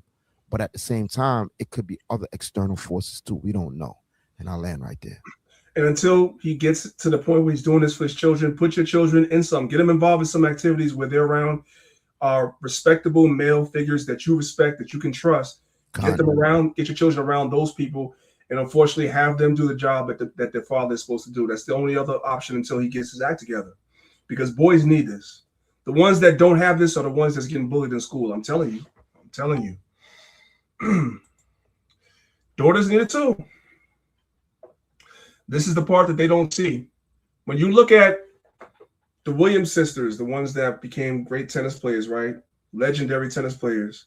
It was their father that pushed them, right? Although they don't deal with their father now in their older age and they date white men or whatever like that, if it wasn't for their father, they would not have achieved what they achieved because he was the one that was in the trenches with them, right? And he was tough on them, right? And made them into champions. That's how it goes. I don't know how many of you guys saw the movie, the Michael Jackson movie. I haven't seen it yet, but I've heard the reports. The movie centers around making Joe Jackson into a villain. But if Joe Jackson wasn't the way he was, and we don't know how much of what we're being told in the movie is actually true and really happened, or is artistic license. We don't know. We don't know any of that. We just know what we're told. We're on the outside looking in. But what I do know is if he didn't do what he did, there would have been no Jackson 5. There would have been no Michael Jackson. There would have been that, right? So he had to be the villain. Am I saying that he should have been abusive? Of course not. Now, how much of the abuse is actually true versus how much of it is exaggerated, I don't know. But I do know if you want to push your children, sometimes you're going to be the villain in the story. This is facts. Y'all ever watch college football games? Do you see the way the coaches be talking to the players on the sideline? Do you guys see that? The coach is the villain. The way they talk to these guys. Have you watched a college basketball game before? And see the way the coaches talk to the players? It would look on the outside as though it's toxic, but it's the way that you have to, talk to them for them to dig deeper. To extract that greatness out of them, you have to be the villain and almost straddle the fence of that person in the moment, hating you. But men are okay with that. It's okay. It hurt. On the other side of this, it's the stuff that you've been dreaming about. So I want to prepare y'all. The young girl, wants to be good at track and field. She wants to be good, right? She's expressed this to her father. So her father understands that if she really truly wants that, what that's going to look like is she's going to have to dig deep, and he can't baby her. And so when the realities of what it's like behind the scenes, the part that you don't see, in order to be great, the sacrifice, the discipline, the toll on your body that it takes, the young girl starts breaking down and crying because I'm saying it looks good on TV, but to actually do it is hard work. And he's reminding her, hey, this is what you said you wanted, and I want it for you. So I'm not going to feed into your tears. I'm going to keep pushing you because I remember what you told me you wanted. And the only way to get it is to push through. This is love. Even with her crying, not rubbing her back, not coddling her, just telling her, I'm going to keep pushing you because you said this is what you want. It's okay. It hurt. On the other side of this, it's the stuff that you've been dreaming about. On the other side of this is the stuff that you told me that you wanted to do. So my job is to make sure that you get it done. So on the other side of this, in a second, you're going to be like, man, this was so easy. My job is to make this easy for you. Yes, it's going to hurt right now, but on the other side of this hard work, it's going to be everything that you told me you wanted. This is the part that they don't see that's important. Go! But this is just the beginning. Okay? Right. You got to sometimes be the villains. You got to sometimes push a little hard. You're going to get some tears and everything. And the woman's nature, which is beautiful, that's the balance between man and woman. She starts crying as an empath because women are empathetic, to start hugging her and feeding into her tears. And you get emotional. No. And that's why the man is essential. That's why the balance is essential. The yin and the yang is essential because the man's going to be like, no, you said you want this. I'm going to push you as far as I can to see if you really want it. And if you achieve it, you're going to look back later and say, thank you, right? I was the villain in the short term, but in the long term, I'm the hero of the story. You get it? Men understand that. This is how they show love. It doesn't look the same, but it's still love and it's not toxic. Let's continue. Now, I don't know how many of you guys have seen this video before. I think a lot of y'all probably have. If you haven't seen this video, it's very sad. We have to give these babies self-esteem from early.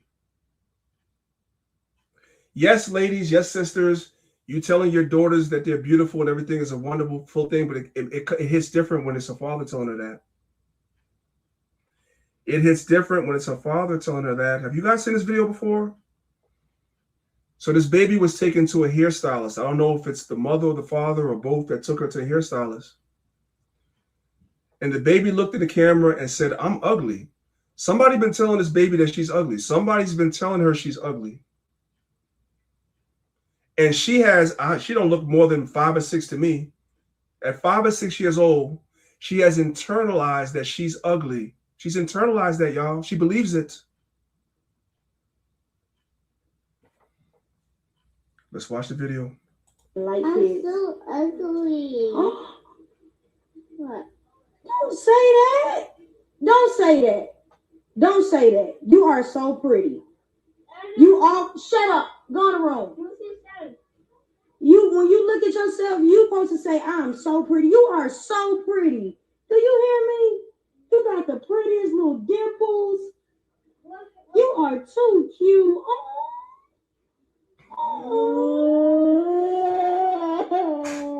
So it's obvious that little girl probably has been getting bullied. And that's the girls thing. We're going to talk about that. We talk about the girls. Somebody been telling her she's ugly. So she believes she's ugly. Somebody been bullying her. Like I said, what the boys go through, the women will never understand. And what the girls go through, the men will never understand. Somebody, and more likely than not, it's another female, been telling Shorty, the little girl, because she's looks how she looks, they've been telling her she's ugly. Okay? Somewhere is consistently telling her that she's ugly, to the point where she starts to actually believe it. And when she sees herself, she calls herself ugly. That's a problem. That's a problem. So we're going to leave that there. And we're going to go to the next slide. And that's why we need stuff like this. That's why we need stuff like this. Let's read the Bible first.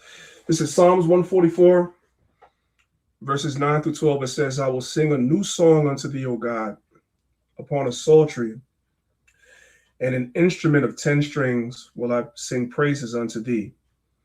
It is he that giveth salvation unto kings, who delivereth David his servant from the hurtful sword. Rid me and deliver me from the hand of strange children, whose mouth speaketh vanity, and their right hand is a right hand of falsehood. That our sons may be as plants grown up in their youth. This is the part I want. And that our daughters may be as cornerstones, polished after the similitude of a palace. A palace represents something beautiful, right? So we want our daughters to embrace their beauty no matter how they look, no matter what their hair texture is, no matter what their complexion is, no matter what any of these things is. You start instilling these things in children from young. And yes, it's a beautiful thing for a mother to tell her children this, her daughter this, but it hits different when it's coming from a man, when it's coming from a father, that she's being told she's beautiful. It is different because more likely than not, she's going to grow up and she's going to be looking for a husband, right? And she needs to believe and understand that she's beautiful. She's not ugly. She needs to have self-esteem and self-worth, right? And a man plays an intricate role in teaching girls that. Let's watch the video. Oh my gosh. What are my eyes beholding? Look at what God blessed me with. Such a beautiful princess. You look amazing. I feel like the luckiest dad in the world right now. Look at you. Beautiful eyes. And that's not a bow, is it? Maybe that's a bow. I can lose it right now. Can I cry? Is it okay if I cry? What, can I have a kiss? Do you understand what that does for a child? Do you understand how she will look at herself hearing that from her father? Let's go to the next one. Come on, princess. Oh my gosh, God, you done did it again. Look at my beautiful baby girl, inside and out, baby. And you have the most beautiful eyes, the most beautiful smile. And look at you got the little sparklies, baby. I see so much strength, joy, and love in your eyes, baby. Daddy's lucky. I'm a lucky dad. I'm sorry. Can we tell the camera we're lucky? Say, Daddy's lucky. Daddy's lucky. Now, when she grows up, do you think she's going to accept BS from any guy? Do you think any guy is just going to be able to say anything and get through to her? Do you understand the foundation that her father is setting? Do you understand the standards that she's going to have for a man when she gets older because of what her father is saying to her? All this is important. That baby that we saw before, she doesn't have that. That's why she thinks she's ugly. There's nobody telling her that.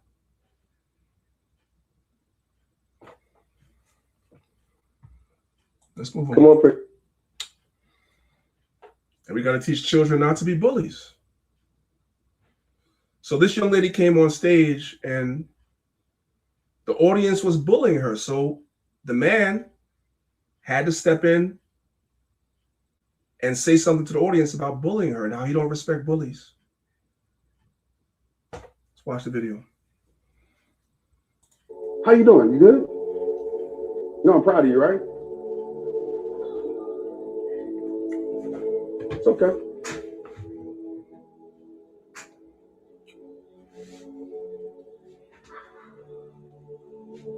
Hey, it takes a lot of courage to be up here. All that giggling, I'm gonna be real with you. I don't play that. You know what I mean? Like, that's somebody that's going through something, dealing with something. She had the courage to be vulnerable. And it ain't funny if I come check with you and see, I'm keeping it real with you. I don't know who was laughing, well, but I guarantee the people that's laughing, I bet you ain't living your best life. That ain't funny. I bet you got your struggles too if I sat down and talk with you. You know what I mean? Like, I'm not here just to be a speaker and get claps. I'm here to create change. So she can have courage up here to stand up here and go through her things. Y'all should support her. Y'all should clap her, because to me, she's the bravest person in this room. Straight up.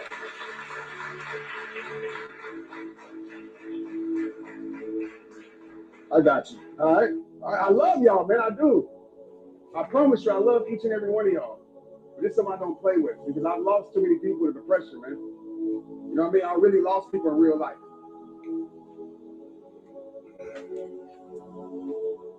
You got me up here crying too. We just up here crying together.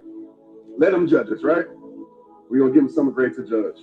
That's why when people say that men don't love, I don't know, y'all looking at romance novels, y'all looking at Hollywood, you're looking at fairy tales. That's not how a man's love looks. A man's love looks like what I'm showing y'all in these videos.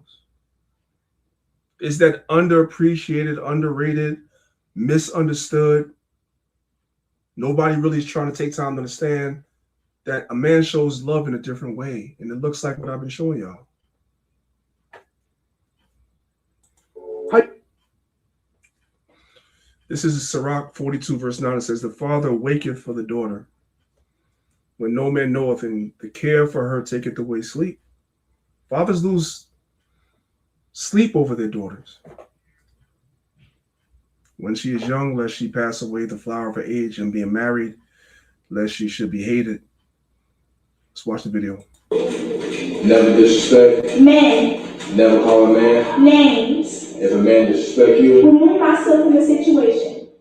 who you gonna call? You. If a man cheat on you, I will not stoop to his level and cheat back. why? Because I'm classy. What you gonna do? Remove myself.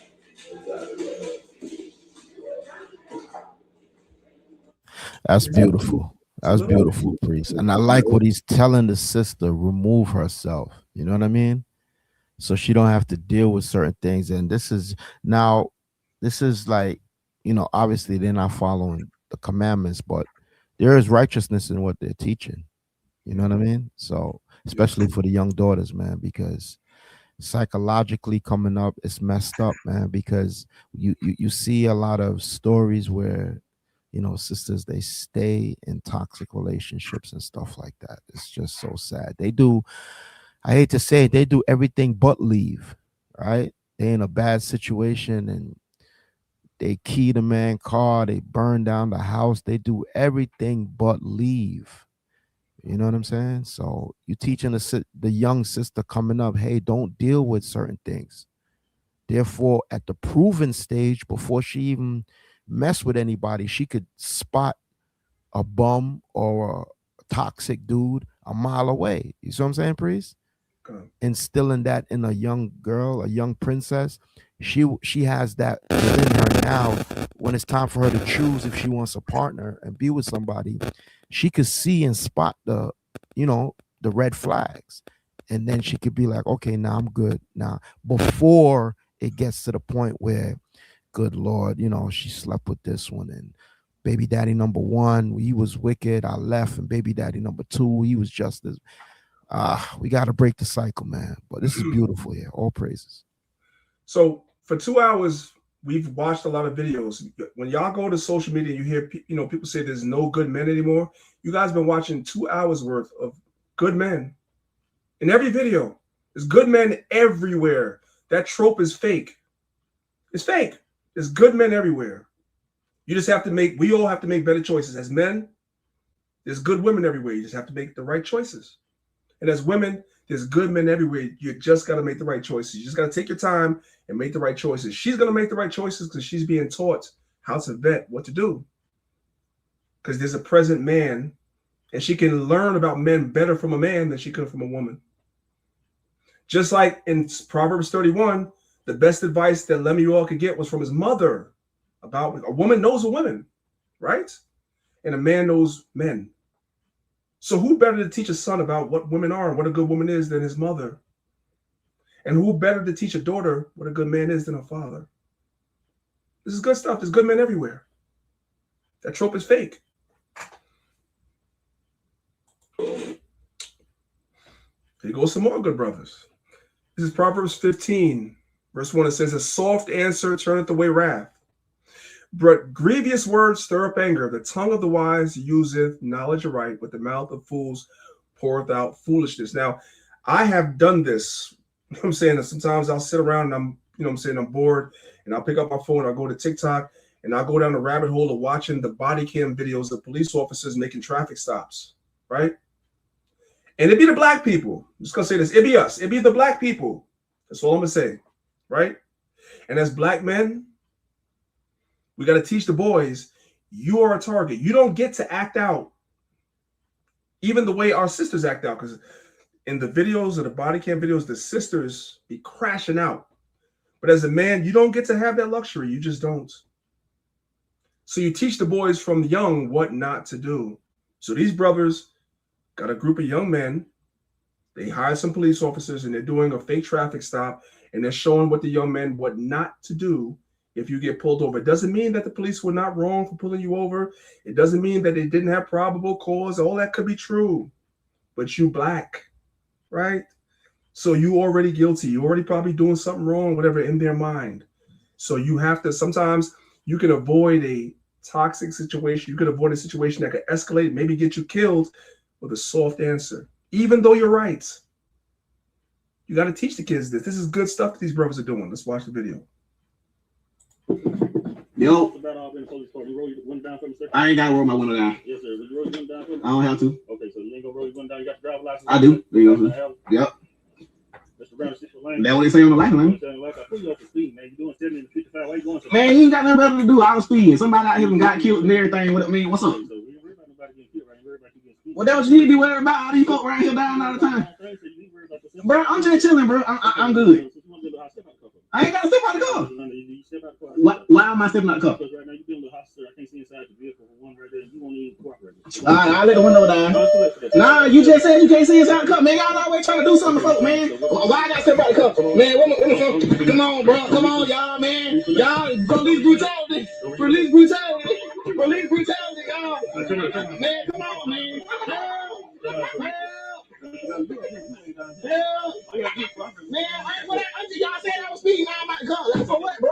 Come on. So what? Man, it don't matter, bro. Come on, bro. Come on, bro. Man, come on, bro. Come on, bro. Now you're gonna make the situation worse on you.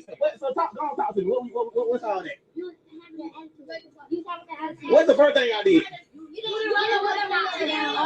Now look, do I have to roll my window all the way down? Nah, you don't gotta roll it all the way down. You ain't got to. But when you do that, we already put them on alert. You understand that? Yes, if I sit there and start out with all that and not roll my window down, I'm putting him on alert off top. You understand that? Yes, sir. Everybody following along? This is good stuff.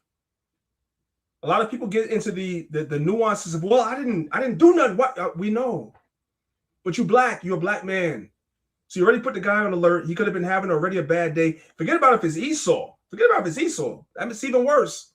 He might not like niggas and he's having a bad day. You could avoid that by just, you know what? I know I didn't do nothing wrong. I know he shouldn't have stopped me. You know what? But I'm trying to get home to my family. Let me just go ahead, run my license, go ahead, whatever. Yes, officer, no officer. It doesn't make you less than. This is good stuff. This is what men do. This is love. Let's continue. Now we're going to do a third hour, guys, because I spoke to the God First gang yesterday and they're not doing a room. So normally I end the class here, but I did an extended class today because we're going to do a third hour. So if you got someplace to be, gone, but we're going to do a third hour. We're going to keep going, right? This is a brother, man, and this brother is, I watch his videos a lot, and this is love too. This particular brother specializes in giving autistic children haircuts. I didn't put haircuts there. We're going to build it while we fly. Let me go ahead and put that in there. Isn't that right? He specializes in giving autistic boys haircuts, right? So these children have problems, but they need a haircut sometimes. And so he made it his business to, I'm going to give autistic children haircuts, and I'm going to be patient with them. Let's watch the video. And what it's doing is he's showing you the progression. The first week, the little boy was going crazy. But by this, I want you guys to watch how he gets the child to trust him. I know y'all be like, you always stop the video. I don't want to stop the video, so I'm preparing you for what you're watching. I want you guys to watch the techniques that he uses to teach the autistic child to trust him, to let him cut his hair. This is love. Watch. Stories like this remind me what grace and patience can do from a place of love. And sometimes fights are to show who will leave and who will stay.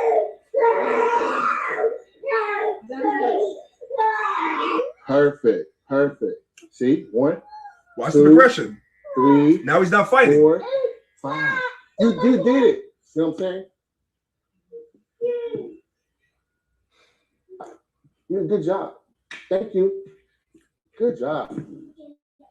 Awesome job. Hey, Dominic, can I see you for a second? Can I see you for a second? Real sick. Can I see you real quick? Thank you. One. Bring your hand. Thank you. 1, 2, 3, 4, 5, 6, 7, 8, 10, 11, 12, 13. Come hug. A hug. Oh, baby. I'll tell y'all like this. But Jay said there's no good black men. There's no good men out here. Who told you that? You're looking in the wrong places. You're watching the wrong stuff. You're on the wrong algorithm. That's all he does is cut autistic people's hair, children's hair. That's all he do. Sometimes it's the father and the mother. Sometimes it's a single mother alone. That's what he does. It's called The Gifted Event. If you guys want to check his YouTube channel out, that's it right there. I mean, he's on he's on TikTok and Instagram. It's called The Gifted Event. If y'all want to go and watch the videos and everything, you guys can watch all the autistic children. He give haircuts and watch how patient he is with them. But there's no good men. There's no good black men out here, right? Okay. You gonna say something, Sahab, or no? Oh, okay. No. Keep going, priest. Keep going. It's good. All right, so we done with the children now. Now we got to talk about man and woman, romantic love, relationships between man and woman. We got to talk about how men show love in that, because unfortunately for some of our sisters, spoiler alert, you know what I'm saying? Fair use. To a lot of our sisters, when you think about love, this is what y'all think love looks like from a man when a man loves a woman. This is how it looks. Down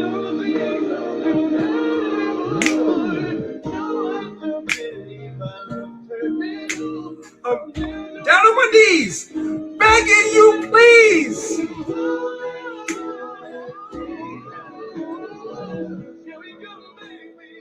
That's how y'all think love looks from a man. Y'all know y'all do.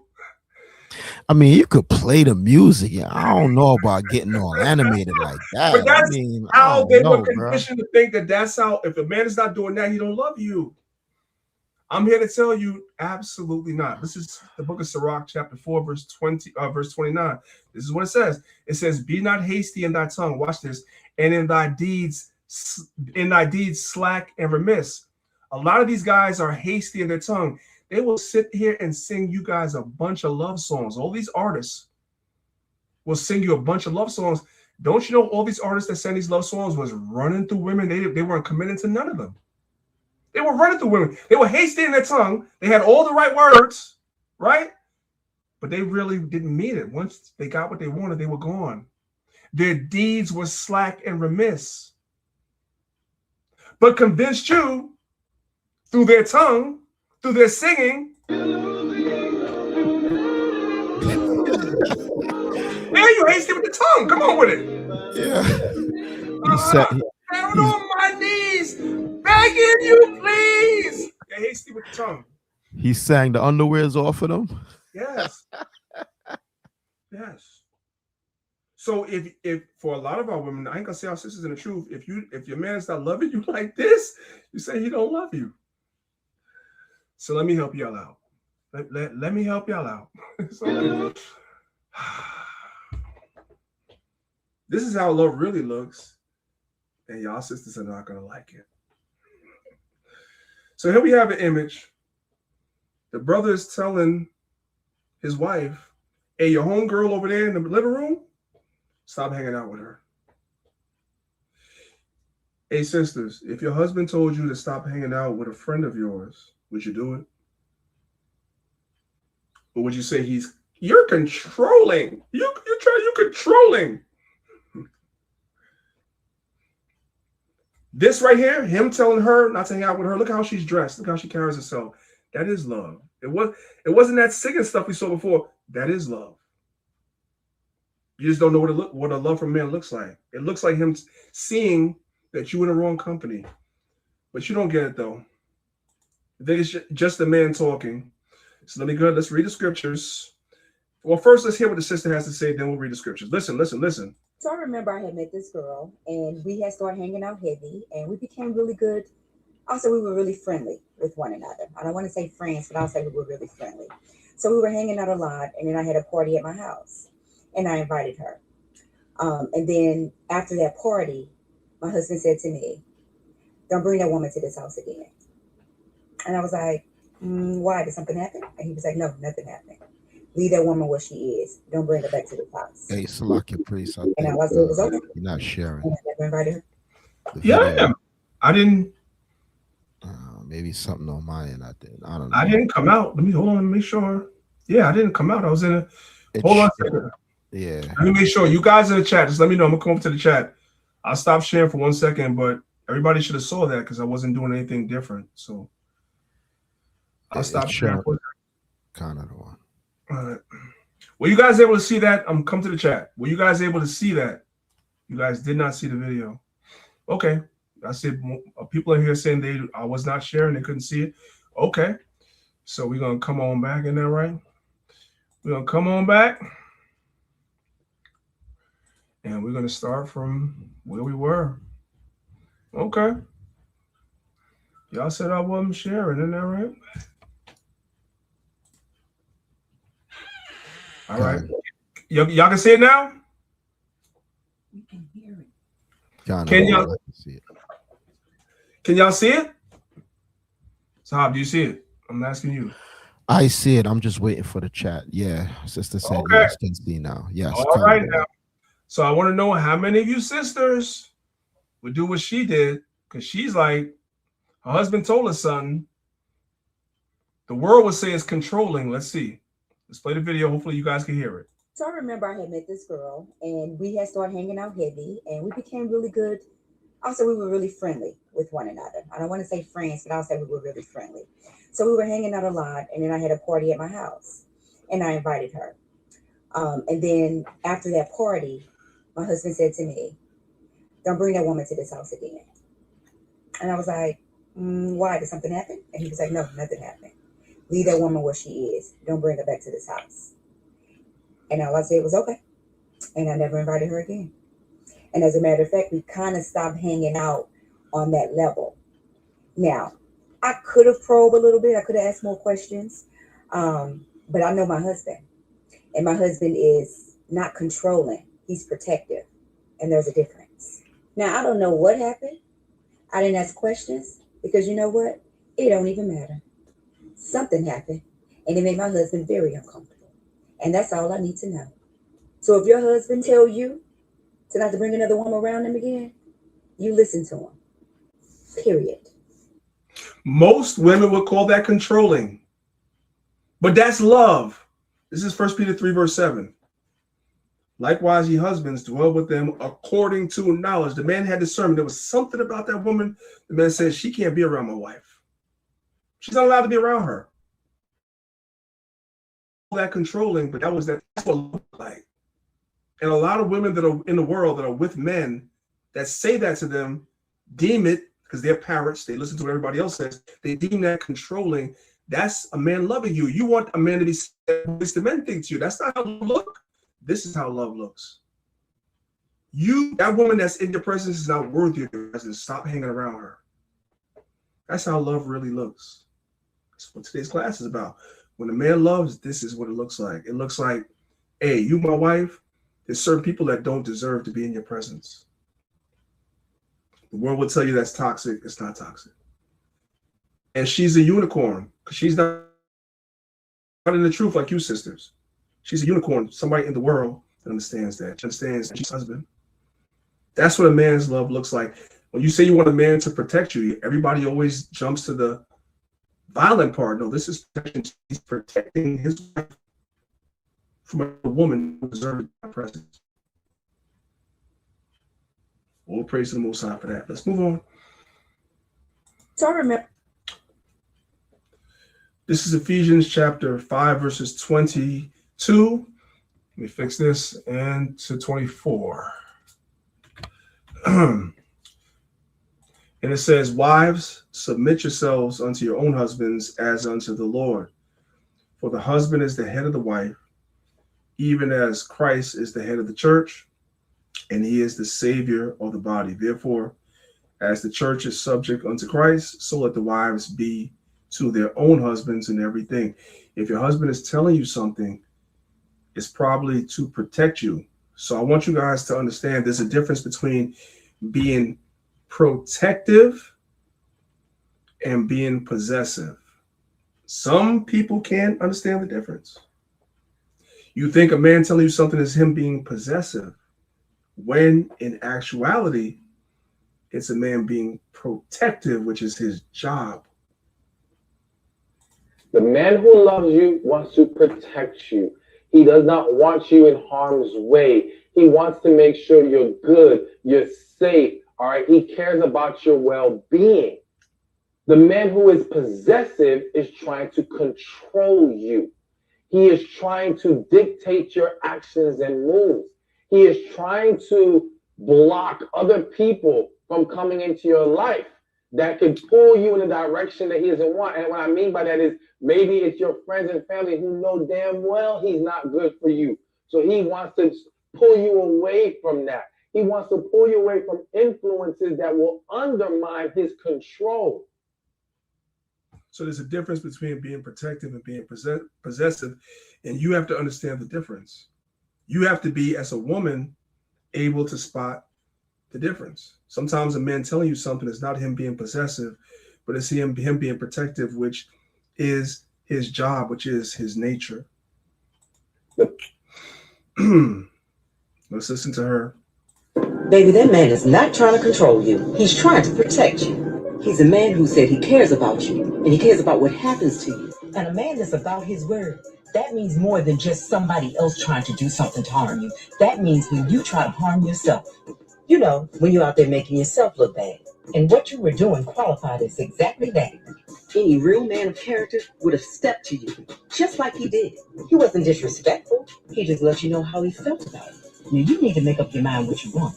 Because if what you really want is to be recorded as a drunk on the internet, and you want a man who doesn't care, who won't say anything, then you let him know that. But I tell you this. Right. So you want to be pissy drunk on the internet. You want a man that doesn't say anything. That man don't care about you.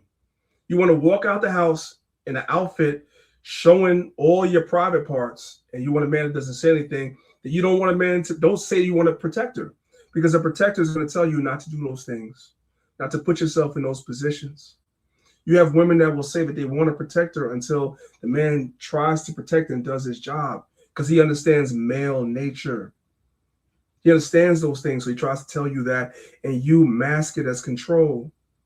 You mask it as him being possessive when he's being protective, protecting you from others and protecting you from yourself. That's the way a man shows love. But in this day and age, it's deemed as being toxic. Yeah, till they need the man, right? Because you go outside wearing something, the man tell you that's not appropriate, and you tell him, nah, you can't tell me nothing. I could do what I want. You go down there and some savage say something disrespectful or touch you or do something, then it's like, oh, where's the man at? I need him to come help me. Then you're thrusting that man in a situation which could have been avoided. And yeah, it is his job to protect you. But if you had listened to what he was saying from the get-go, that would have avoided the situation. Y'all saw on the news, Priest, not to take you off, but there was a something on the news where 2 brothers died trying to protect their sister, and the sister's ex-boyfriend or something was beating on her. I could guarantee you that didn't happen outside of a box. I could guarantee you that their sister had problems with that dude before, and the brothers probably told him, hey, get rid of that dude. That dude no good for you. And she probably said, nah, she gonna still ride with him. And then God forbid, what happened, and now they gone. Yeah. You know what I'm saying? So yeah, man, sisters, and it's twofold too, but dealing with this topic, yeah, if a man sees something, sisters, y'all gotta, and of course we're not preaching to the church because y'all know this already, but in general, yeah, you gotta listen to what the man is saying because he sees something that you don't see. Go ahead, priest.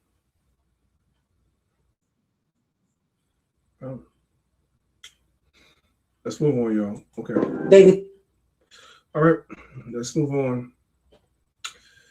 So we have an example here in the video of a man in the gym. The sister's scared. She said, I've never done this before. It's the leg press machine. He says, don't worry, I'll show you. A man's going to teach you. A man that cares for you is going to correct you and he's going to teach you things. That's how a man shows love. It's not, you're looking for the romantic boys to men singing. No. When a man loves you,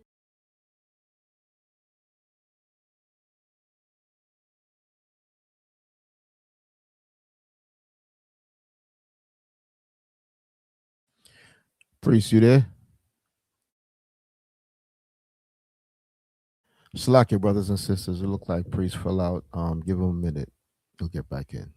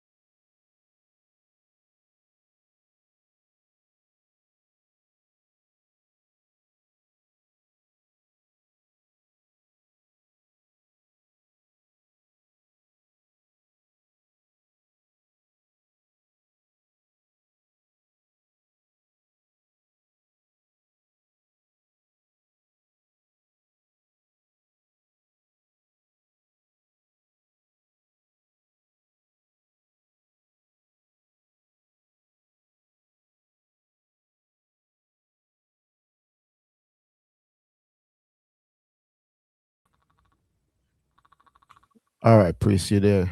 yeah. I don't know what happened. Thing that you heard. I don't know why it kicked me out. I don't know. StreamYard kicked me out. But then again, this is extended. I don't know. Is there a certain time? No. That's not that. Just what was the last thing you heard? We was talking about, you know what? I totally forgot. Brothers and sisters in the chat, let me know what Priest was saying. The last thing you heard. He was talking about the leg presses in the gym. He was about to show a video about a brother doing leg presses in the gym. Okay. All right. So we'll go ahead and we'll share the screen again.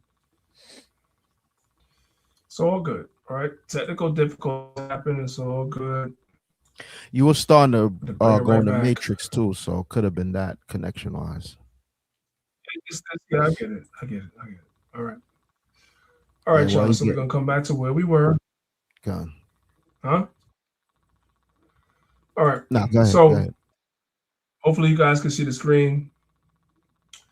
Right. So, yep, technical difficulties do happen. We don't worry about them. So we have the example here of the leg press machine.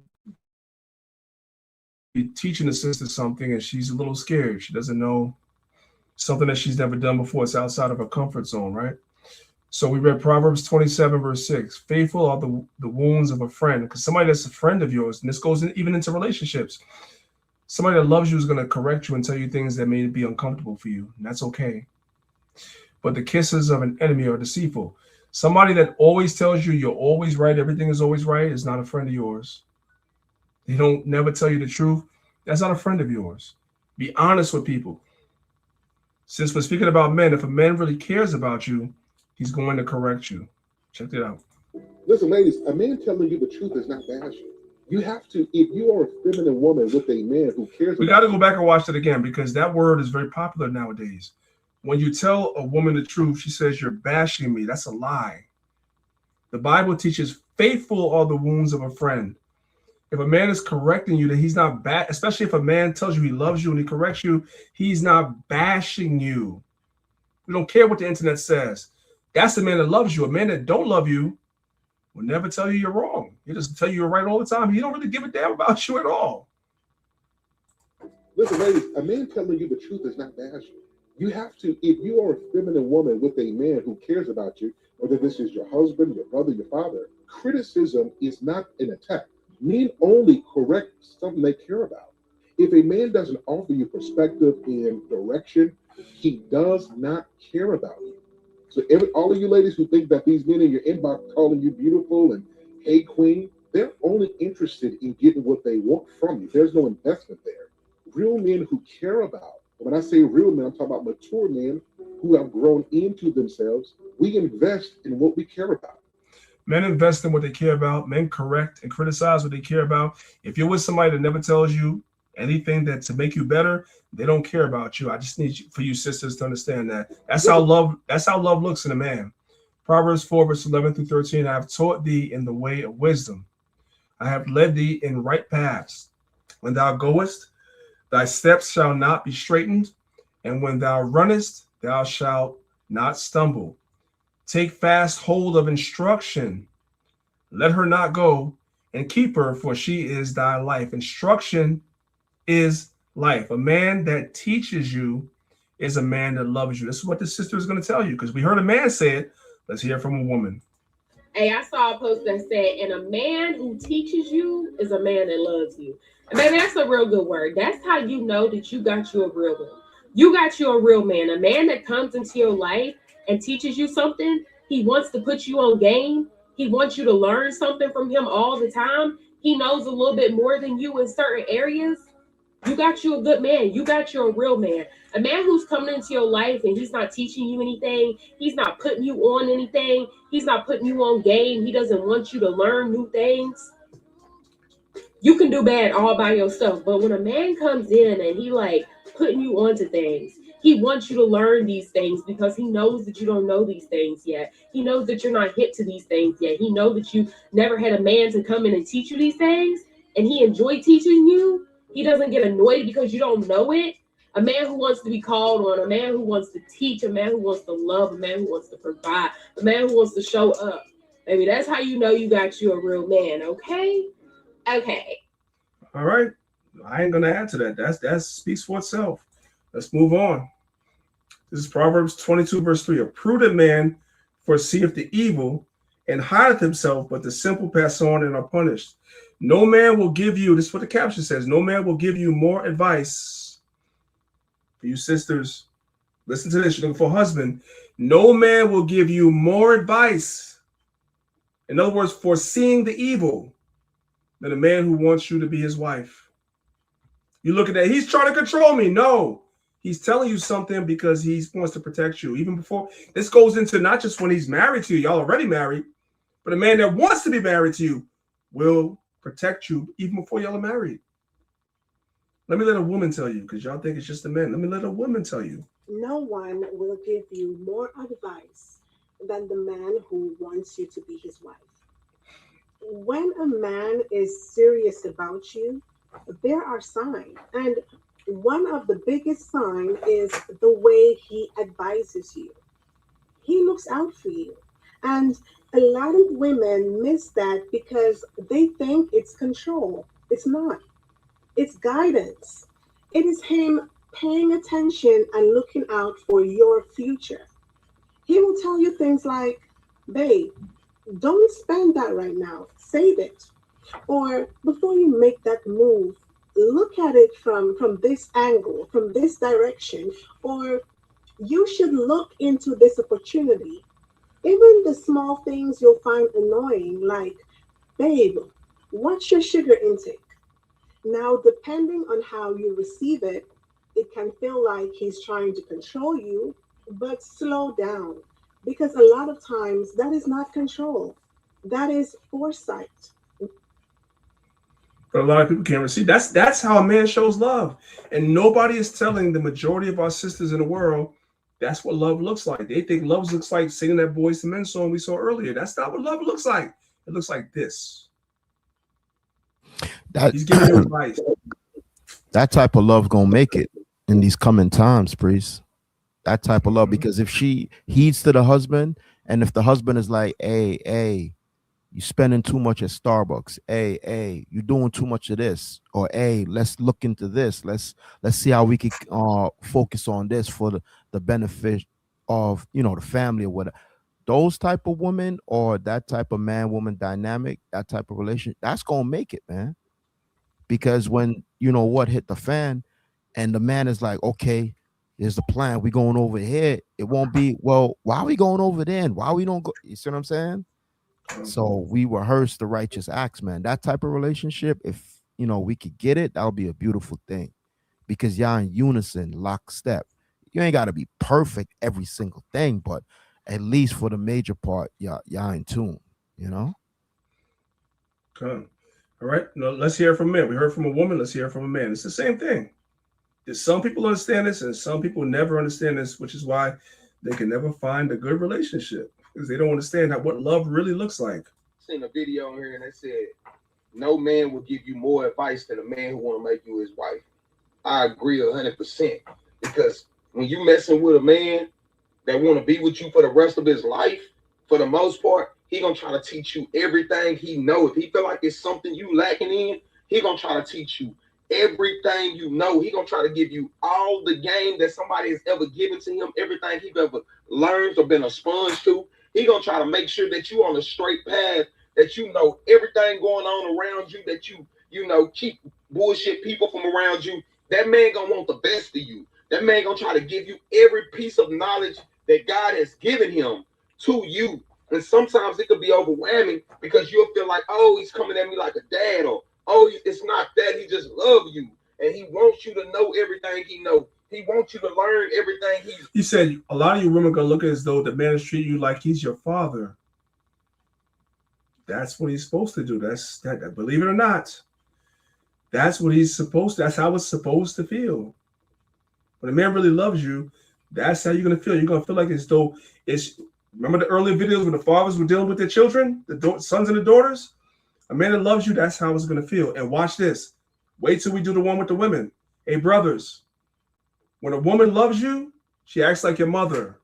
We'll do that when it comes to the women's class, but I'm giving y'all a preview. Yes. Women that really love you, sometimes when she loves you, the way she loves you, it feels like it's your mother talking to you. Y'all not ready for that. Let's continue. learn. He wants you to be everything you can be, because he sees you on a higher level than you've ever seen yourself in your life. Like, share, comment, repost, and hit that follow button. Let's move on. Okay. Let's move on. We still got a little bit more to go. A little bit more to go. So the sister has a problem. She wants to talk to her man about it. Right? So she's explaining her issue to her man. What's wrong? So the man is thinking about, this is how we can fix this, right? And she's like, no, I don't want you to fix it right now. I just want you to listen. I want you sisters to understand, when a man loves you, his automatic programming is to fix your problem, to be a problem solver. But with women who are empaths, they just sometimes don't want you to come in and fix it right away. They want you just to wallow in their feelings about it and fix it later. But right now they're feeling a way about it, and that's how they are. It doesn't make them less than. But they're feeling a way about it. I'm in my feelings right now. And when they're expressing their feelings to you, they don't want the solution right now. You, as a man, you're thinking about the solution, because that's how we're programmed. That's what I said earlier at the beginning of the class. We're not taught to understand each other. You think your man giving you solutions in a moment is him not caring about how you feel. That's not true. It's just you don't understand the nature of a man, and you don't understand the nature of a woman. Your man trying to solve the problem instead of wallowing with you in your feelings is not him not caring. It's not him not loving. It's him in his natural nature wanting to solve your problem because that's what men do. But what I will advise men, as I'm speaking to y'all, I'm speaking to myself, sometimes you do have to swim in the emotions with your woman. You just have to let her have that. Even though you want to, just fix it. Like, okay, I don't want to sit here and circle around about how you feel about it. I don't want to do that. Sometimes you have to do that as men. Sometimes you do have to do that as a man, and just let her get her feelings out. You just have to do that. You gotta be that shoulder to cry on. Yeah, you just gotta do that. Is Because she that's not telling? how we built. But we have to understand they're not built like us. They have a different, and it doesn't make them less than or wrong. It's not, they're not wrong. We're just different. And so there has to be a meeting ground in between. So let her be in her emotions for a little while you in your mind are calculating. And let's say you're giving her solutions and she tells you, I don't want solutions right now. She's not wrong. Don't get mad at her. Just continue to think about and brainstorm your solutions and just let her get her emotions out and come back to her with it a little bit later with the solution. Because that's how it works. And as I'm talking to yourselves, I'm talking to myself too. But I'm teaching women also that don't think because your man is not catering to your emotions and he's trying to give a solution, he don't care, he don't love you. No, we're different. You have to learn that. If you're going to be in a successful relationship, you must understand that. Him not necessarily catering to your emotions and more or less saying, okay, let's solve it. When you want to actually wallow in your emotions because you're feeling a certain way, is not him not loving you. That's just his nature. And when we learn about each other, we'll be better together. Does everybody understand? All right.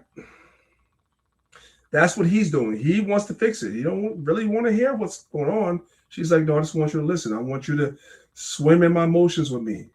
So he has to get his bathing trunks on and swim in the emotions for a little while. But at a certain time, he has to take the leadership role and be like, enough emotions, let's fix it. Okay. This is Sirach 37. Start from verse 14. It says, for a man's mind is sometimes wont to tell him more than 7 watchmen that sit above and in high towers. So I want you sisters to understand something. Do you understand what that verse means? It means just like you, when a situation arises, a man is in his feelings, his thoughts, and everything too. He has his mind is here, it's there, it's over there, just like you. However, he doesn't have the what's the word I want to use? He's not allowed to stay there. You're allowed to stay there as a woman because you're allowed to stay there. He's not allowed to stay there. You don't have the luxury, right, priest? The water. He doesn't have the luxury to stay there as the leader, to wallow in his thoughts and his emotions and being here and there. And, oh my God, but no, he don't have that. He got to catch himself. The Bible is teaching this. It's right here. Verse 15. And above all this, pray to the Most High that he will direct our path. So that's the first deal. Pray to the Most High. Okay, my mind is everywhere. Pray to the Most High, and ask the Most High to give me the wisdom on how to deal with this. Watch this. And then it says, let reason go before every enterprise. At the end of the day, his mind is everywhere. It's 7 different places, 7 different watchmen. Now he has to put that aside and deal with reason, logic. Okay, you know what? Let me look at this and deal with it as it's in front of me. Not how I feel, as it's in front of me. That's what leaders do. While the wife is like, no, just stay with me in my emotions. I can't. I'll give you some time on that. Don't think for a moment, I'm not feeling that too. But I'm telling you, I can't stay there with you as a leader. Now I got to pray to the Most High, and now I have to deal with logic. How do we get out of this? Let reason go before every enterprise and counsel before every action. Now I'm going to have a conversation with you. I know you're still in your emotions, but now we're going to have a conversation about how do we fix this. No, I don't want to fix it. I want to still, no, we got to fix it. And he's not wrong for doing that. That's his way of loving. I need for women to understand that. It's right there in the Bible in front of you. He can't appeal to verse 14. He can't listen to those 7 voices in his head that's all over the place. That's not a leader. He must deal with reason. That's logic. Does everybody understand? Let's listen to the sister. Okay, she's kind of low, so let me turn it all the way up and we'll start her over again. Let's go back. Okay, baby, I'm gonna drop a gem for you when it comes to men. If you're in a relationship with a guy and you bring a situation to him or you want to talk to him about something, I want you to understand that men lead with logic, not emotion. This is not to say that men don't have emotions and they're not emotional, but oftentimes they lead. Verse 14 is the man's emotions. Y'all see that? I'm gonna play it all the way through. I ain't gonna interrupt it, but I want y'all to hear that. Verse 14 is the man's emotions. What she's saying is that men do have that. We do have that. We don't want y'all to think we don't have it. We do have that. We just can't stay there with you. Okay, baby, I'm gonna drop a gem for you when it comes to men. If you're in a relationship with a guy and you bring a situation to him or you want to talk to him about something, I want you to understand that men lead with logic, not emotion. This is not to say that men don't have emotions and they're not emotional, but oftentimes they lead with logic. They're trying to solve a problem, and it's very black and white. There's no gray area. They're trying to solve a problem. Now, in the same vein, if they've ever come back and then told you how they felt, that's them then processing the emotion after the logic. But we, on the other hand, often lead with emotion and then logic, which is why oftentimes we're the one finding ourselves needing to go back and apologize, if y'all even know what that word means, because we may have reacted in a way that didn't fit the situation. That's called emotion regulation. But nonetheless, men lead with logic, then emotion. Women lead with emotion and then logic. And that's what get us in trouble sometimes. So the man will sit there with his emotions for a short amount of time, listening to those 7 watchmen inside of his head, and then he's gonna default automatically to logic. Okay, let's reason and figure out how we deal with this, right? And then once you're past the problem, your husband will come back to you and say, "This is how I felt in the situation." You wonder, "Well, I didn't know that then," because that's not how leaders do. After you get past the problem, then he's gonna let you know, "I was feeling just like you. I was worried just like you. I didn't know how this was going to end just like you, but I couldn't let you see that. I couldn't stay there with you." So you thinking he's not loving you, he's not understanding you. No, he's doing exactly what he's supposed to do, because that's what love looks like. You don't allow your relationship, your wife, your children, whatever the situation is, you don't allow them to stay in that situation. You got to be the leader and lead them out of it. So you can't appeal to your emotions. You cannot appeal to the 7 watchmen that's in your head telling you, "Hey, brother, this is messed up. Ain't this messed up? This is messed up, brother. Why are you in this?" You can't deal with that. No.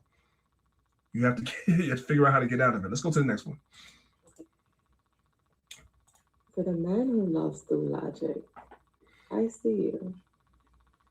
The way you translate affection into action, how you solve problems instead of reciting poems. You love by building stability. You love by remembering the small details no one names. You love in ways that look like lists but feel like loyalty. They may call you calculated, but I call you careful. Every plan you make is a promise in motion. Every task completed is a quiet, "I care." You don't need to perform passion. You practice it. Your order is your offering. Your reason is your romance. And even though emotions don't spill easily, they still live loudly. I read them in your consistency, in your commitment to clarity. So a man's emotions is in his consistency, but people don't recognize that. Let's continue. For the man who loves through logic, never apologize for precision. Your method is mercy to the world's chaos. Your presence is the plan that works. May you be met by a woman who understands that calculation isn't cold. It's curated care. That your structure is how you say, "I'll never let you fall." So we're just going to let that sizzle in your spirit. I don't have to add to that. That was profound. That was super profound, man. That was a good one right there. Go ahead, Priest. Yeah. There's another way a man loves. So we all know the proverbial way it goes, right? You're walking on the street. The man stays on the outside in case a car comes off the sidewalk, onto the sidewalk, right? He'll be hurt first. But she wants to know, why can't I walk on that side? He says, I want to keep you safe. That's his way of saying, I love you. You looking for something romance, you looking for him to sing the Boyz II Men or the Jodeci song. That's not how love looks. You just don't recognize it. Love is not an action. Love is an action, not only words.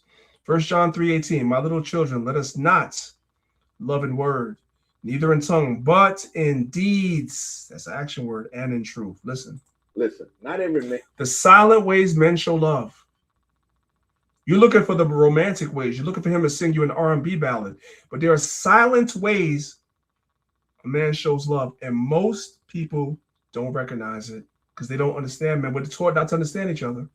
Man is going to look you in the eyes and say, I love you. Not every man is going to write a long text or pour his heart out over the phone. But that doesn't mean he doesn't feel it just as deeply. Some men love in silence, in a way that he checks to make sure that you got home safe, in the way that he pulls you to the safer side of the street without thinking. It's in the way that he listens to the things that you say in passing, then surprise you with them months later. Love for some men is consistency. It's the way he makes sure that your tires have enough air in them before you go for a long drive. It's waking up earlier than you so there's gas in the car before you even notice. It's how he pays attention to the things that bring you peace and quietly does more of them without being asked. Some men show love through protection, not just physically, but emotionally. A man who loves you will guard your name when you're not even in the room. He will defend your reputation even when you'll never even know about it. He'll handle things without needing credit because for him, love is making sure that you're good without ever making you feel like you owe him for it. So before you say that he doesn't love you because he doesn't say it often enough, ask yourself, does he show it? Because love isn't always loud. Sometimes it's quiet. Sometimes it's effortless. Sometimes it's in the things he does when he thinks you're not paying attention. And that's love too. And that's something that people are not trained to recognize. Quiet love, meaning consistency in actions. Not the singing of the songs. No, it's none of that. Let's move on. Listen. Let's hear from a sister because, we heard it from a man. Let's hear from a sister. So after 31 years of being married, something that I learned is that love sometimes is loud, but sometimes love is quiet. Let's get into it. So a lot of women run around thinking they're not sure about whether or not their husband loves them because maybe he isn't verbally expressing that a lot. But hear me out. A man's love shows in a lot of different ways. It can be shown verbally, but most importantly, it's shown in his actions. A man shows deep love by doing these things. He makes plans for you. He makes decisions with you. He considers you before he puts anything in your life into action. And he ain't moving around like he's single. He's moving around making it known, I am in deep love with my wife. And he prioritizes peace over ego. Instead of getting into it with you and arguing with you, he steps back, allows the Holy Spirit to guide his walk and to guide his talk because peace is more important to him than ego. And then he protects you more than he stands in pride. He doesn't stonewall you. He doesn't ignore you. You don't feel a sense of this man is trying to punish me. Because even on the bad days, he doesn't disappear and leave you hanging, leave you guessing. He's present always, even when it's tough. If that man is emotionally stable, he's silently showing you love. It's not a loud way to show you that he loves you, but he's sacrificing for you without keeping score. And he's not trying to tally up things, throw back in your face. He's making sure that your needs are covered and he's providing for you. That's deep love. So don't miss the deep love in your marriage. Just because it's silent, just because it's quiet, it's still safe and it's still steady. And that is what covenant does. And a lot of people miss these small gestures because they don't recognize them because they're not taught to recognize them. This is 1 Corinthians chapter 13, verse 1. It says, though I speak with the tongues of men and of angels and have not charity, I am become a sounding brass or a tinkling cymbal, meaning you're just loud for nothing if you don't have charity. But that word charity, as you guys can see on the screen, is the Greek word agape, right? As we come to the next slide, agape is another way of saying love. So charity, sometimes the translators use the word charity, but more often than not, they choose love. So these are signs that somebody loves you. And many times they're missed. 1 Corinthians 13, verses 4-8. Charity, which is love, you can substitute the word charity for love. So let's do that. Love suffereth long and is kind. Love envieth not. Love vaunteth not itself and is not puffed up, doth not behave itself unseemly, seeketh not her own, which means that a lot of times if somebody loves you, will sacrifice themselves for you. They want better things for you than they want for themselves. Is not easily provoked.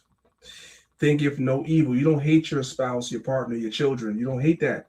That's what love looks like. It's not what people think it is. Rejoiceth not in iniquity, but rejoiceth in truth. Beareth all things. Sometimes you have to deal with things.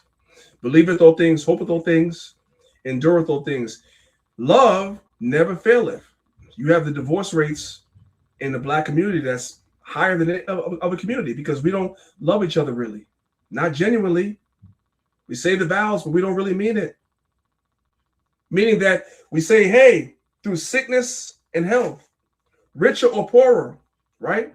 Until richer or poorer happens, until sickness happens. Then you don't want to hang in there with that person, right? The Bible says real love that doesn't fail. Y'all together when y'all rich, you together when you're broke. If she's sick, you got her back and you're going to nurse her to health. If he's sick, you're going to do the same. But whether there be prophecies, they shall fail. Whether there be tongues, they shall cease. Whether there be knowledge, it shall vanish away. The only thing that's certain is charity or love. If it's genuine, that's the idea.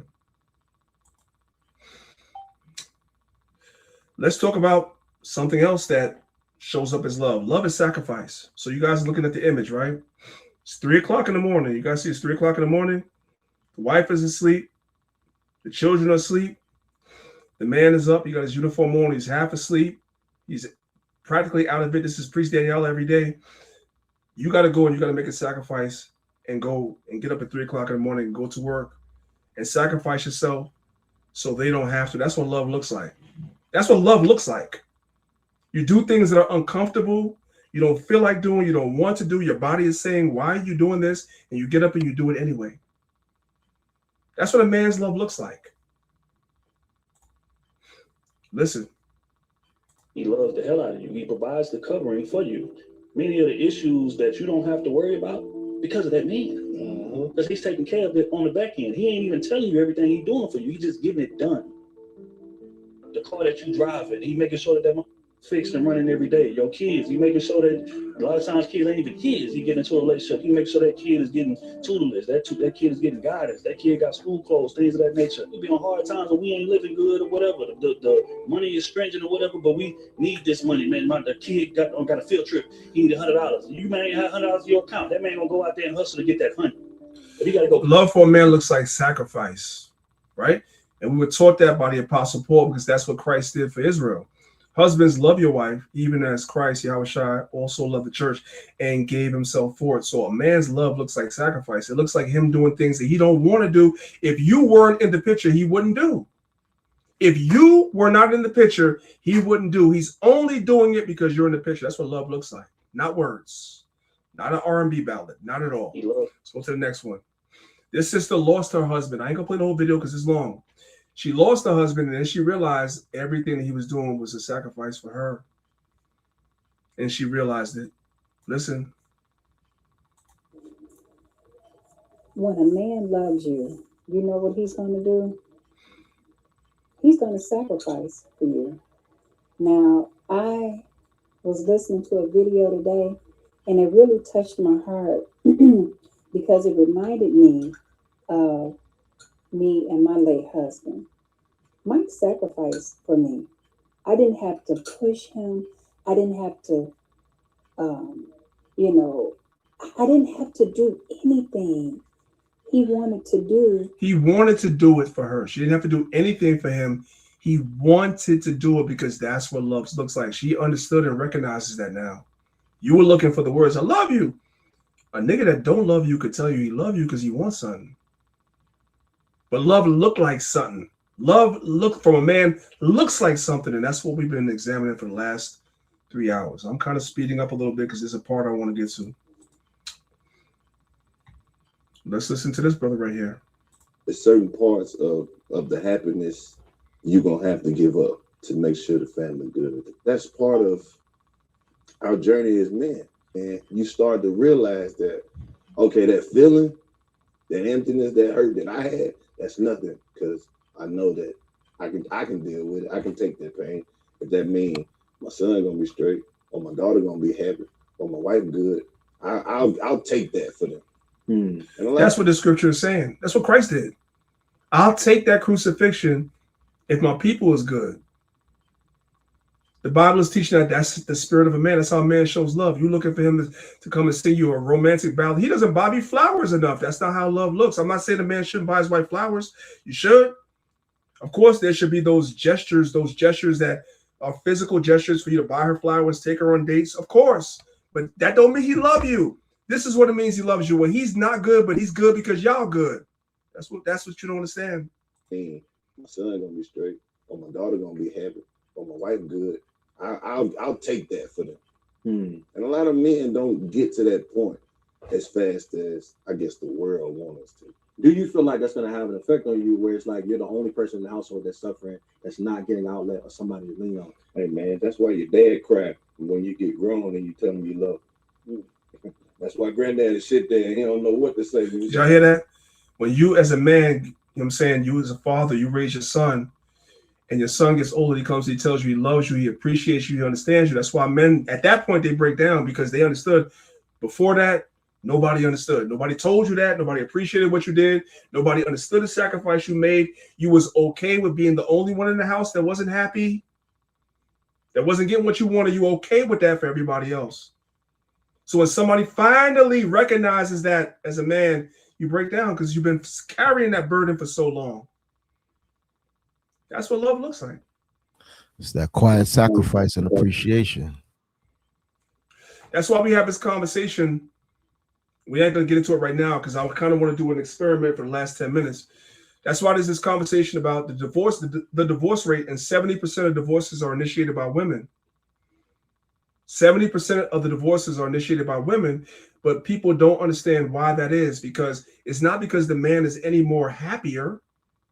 Is that the men accept their role of being unhappy a lot of times in situations, and they accept that because they understand that that's what it is. When the woman is unhappy, she's out of there. She's out of there. A man will stay in a situation he's unhappy. He'll stay there because he made a commitment and a duty to do so. And that's how a man shows love. And a lot of people don't understand that. Yes, sir. Now, I want to end the class by this. We're going to do an experiment. Now, I want to say this. For those of y'all that are still here, we're going to do an experiment right now. You guys see the video. I tried this experiment on my job yesterday. And when I say it was hot, the job was hot yesterday, the job was hot. Because a lot of dudes are emotional, man. They don't know what's going on. A lot of dudes are emotional. I posed this question. I said I was going to pose it in class, but I tested it at my job yesterday. This is not a real question 100%, but it can happen. As a man, this is what we're dealing with, a man, how a man shows love. Look at the image. You can only save one. It's either you save your child or you save your wife. Which one is it? When I tell y'all, I asked this question at work yesterday and it got hot. It got hot. I want y'all to understand, listen to what I'm saying. There should be no toxicity. Nobody should be in their feelings. We're just having a conversation. We're teaching the class. There is no right or wrong answers. Say it again. There's no right or wrong answers. But if you were a man and you were in this situation, there was some type of emergency, some type of whatever, and you only could save either your wife or your child, who would you save? Remember, we're talking about how a man shows love. Before I show y'all the answers, I just want y'all to think in your mind, what do you think the men said? Because men are always vilified. Oh, men are terrible. Ain't no good men. What do you guys think the men said? I'm going to show you what the men said. Because when they say that men ain't no good and men don't show love, men really show. I'm going to say this, and sisters, some of y'all going to be offended. I don't care. Men love genuinely more than women do. And we're going to see in this experiment, you're going to see this.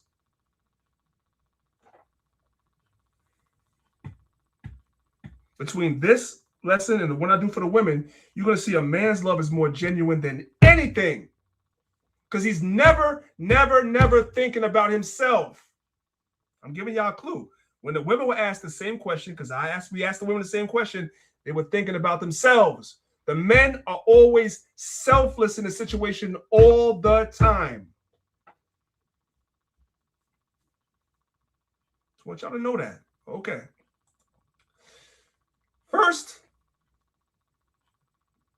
this is from the It's Given podcast. This lady here, she asked her father that question. And I want you to listen to the answer that the father gives. And again, so nobody gets emotional, there's no right or wrong answers. Your answer may be different than our father's. That's okay. I'm just showing y'all something. Listen.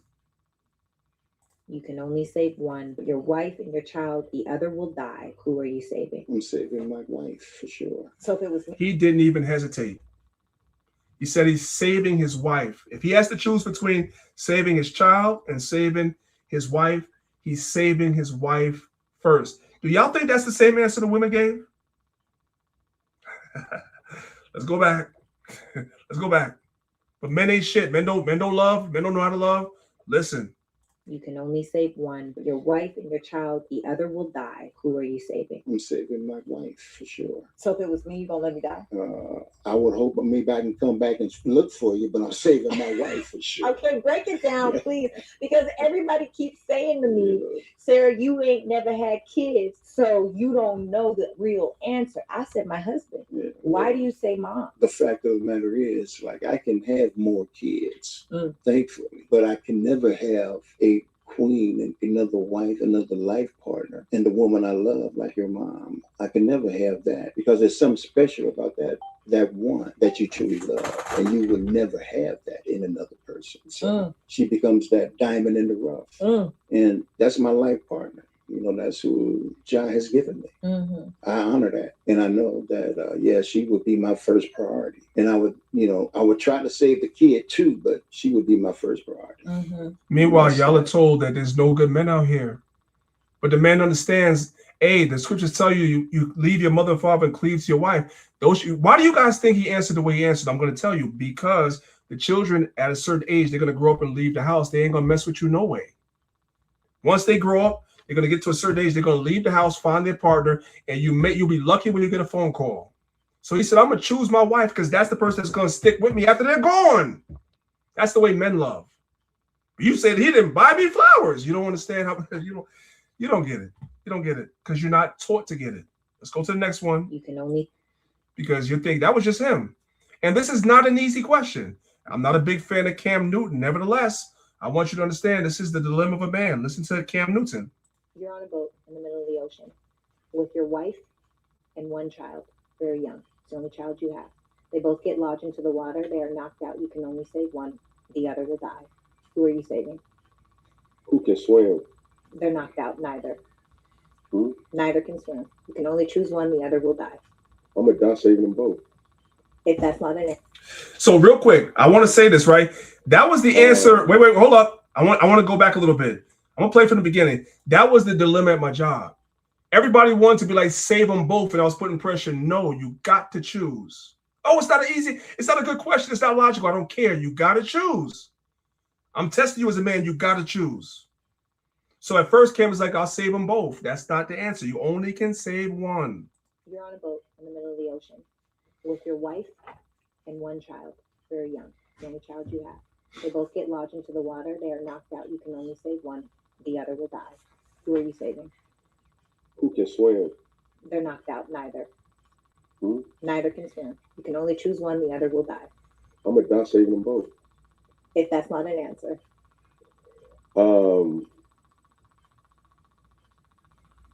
It's a tough question. You're just gonna be sit there for a minute. Just watch his face. It's a tough question as a man. Because you do love your children, of course. But listen to the answer.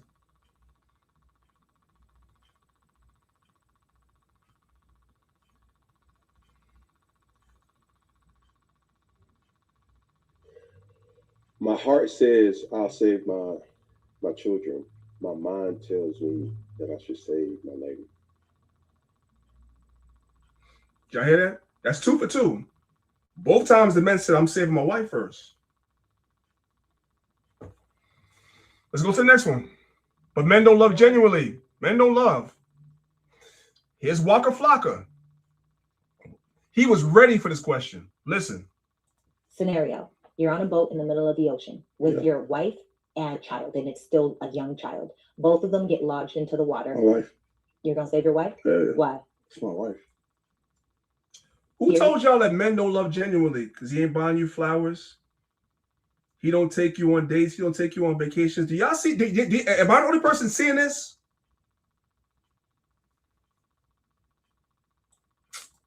Scenario. You're on a boat in the middle of the ocean with your wife and child, and it's still a young child. Both of them get lodged into the water. My wife. You're going to save your wife? Yeah. Why? It's my wife. Period. That's it. I love my wife before I love my child. How the f could I choose my child over something or someone that created you? Come on, respectfully, I gotta make another one. Cause I cannot make the same woman I love. It's impossible. It's impossible. Like you can't play with love. Like real talk. And this ain't for people that's inspiring to be loved or living in just want to partner with each other. The conversation, no, it's real. So I know that kid, we wasn't meant for you. I feel the same way. Right.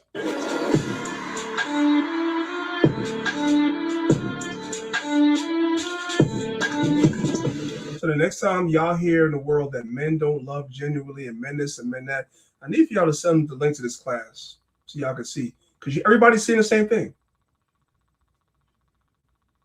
Everybody's seeing the same thing. It's not the romantic R&B ballad singing love, but it's that this is real love. Like situation arise, and the man shows you through his actions what it is. Now, these fellas had a different answer. I don't want anybody to think, because I told y'all there's no right or wrong answers. This fella had a different answer, and that's okay too. There's no right or wrong answers. And I'm going to tell you what was in the comment section after I let him say his answer. I was with Steven, Charles Steven. He said if a house was burning and my kid and my wife was in the house, 2 separate rooms, I'm going to save my wife first. Yeah, not me. Yeah, not me. I love my wife. I'm going to get my daughter first. Why though?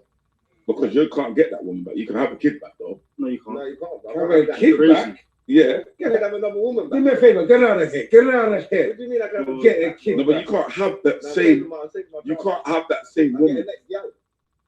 Listen, Yeah, but that's not. Now, I want you guys, I'm gonna stop it right there. I want you guys to see that they're saying, I'll just get another woman, right? In the comment section, listen to me. In the comment section, all the women were saying, if you choose the child, right? If you save me and let your child die, I'm leaving you. So it's no right or wrong answer. There's not. That's why I showed y'all both. Because in the comments of this video, all the guys y'all saw before, they said they would choose their wife. In the comments of this video, the men that would choose the men was being told they should choose the children, because the women were saying, if you choose me and let our child die, I'm leaving you. That's the dilemma of being a man. There is no right answer, man. There's no Because right y'all gotta live with the fact that y'all let the child die. You know what I mean? And that lives inside the woman too. She might leave, she might not, but at the same time, like what the other brothers are saying, yes, you can make another child, right? Because the child comes from the woman.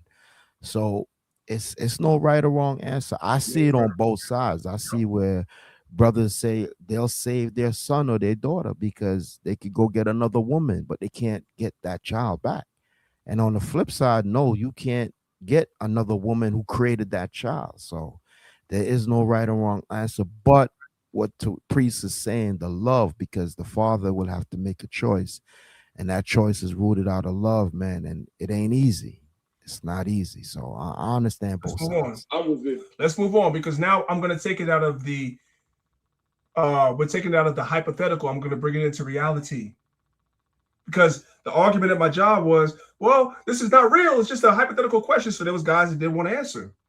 This happens every day, guys. This happens every day. The delivery room decision. The doctor comes to you. This happens every day. As a matter of fact, I work with somebody this happened to.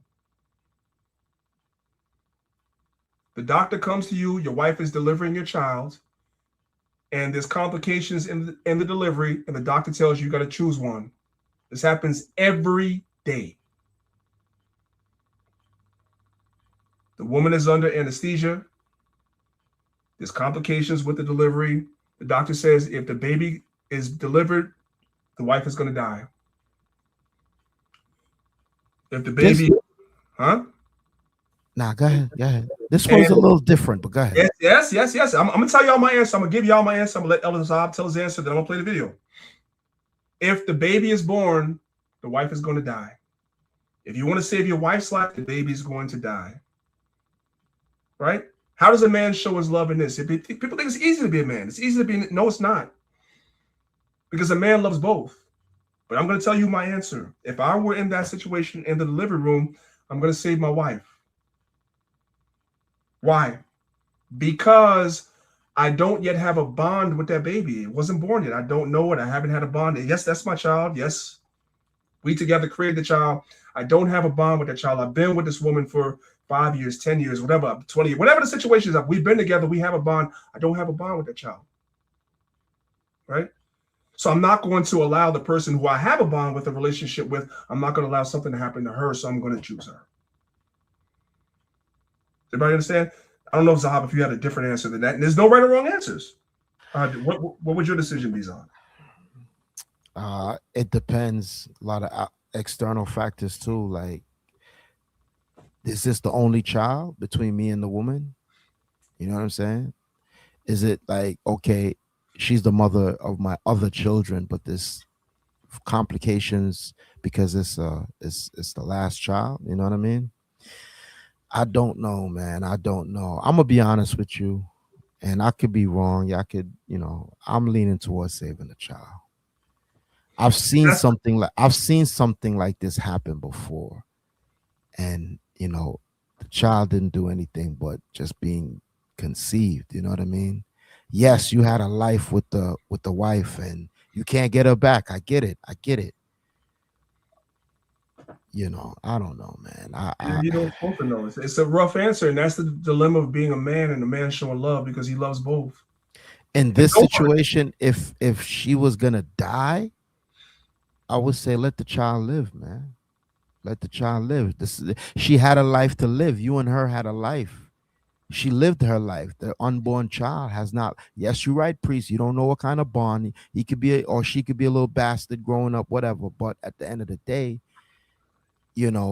if the doctor's right there, like, yo, either the baby coming out or the wife, it's like, damn. And this happens every day. This happens all the time. A coworker of mine, this happened. May she rest in peace. This happened to her. She was coworker. I went to a funeral, not my job I currently work at, but years ago, maybe like 10, 15 years ago. Coworker of mine, very nice lady. She was pregnant, and she went into the delivery room, and she died in childbirth, giving birth to the son. The husband had to make a decision. and he chose a child.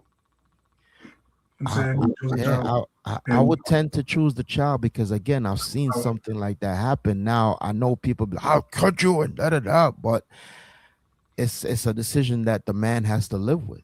You see what I'm saying? I will choose the child because again, like I said, the mother, she had a life, she lived a life. That don't mean I don't love her any less, but you're putting that burden on me. And mind you, I have to raise the child too.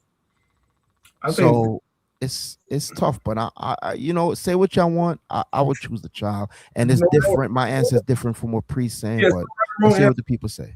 I personally wouldn't. I wouldn't want to raise a child by myself, so I wouldn't. And there's no right or wrong answers, and it just goes to show you that this thing about love and making choices and everything is not easy. It's not as cookie cutter as people make it to be, whether it's the man or the woman.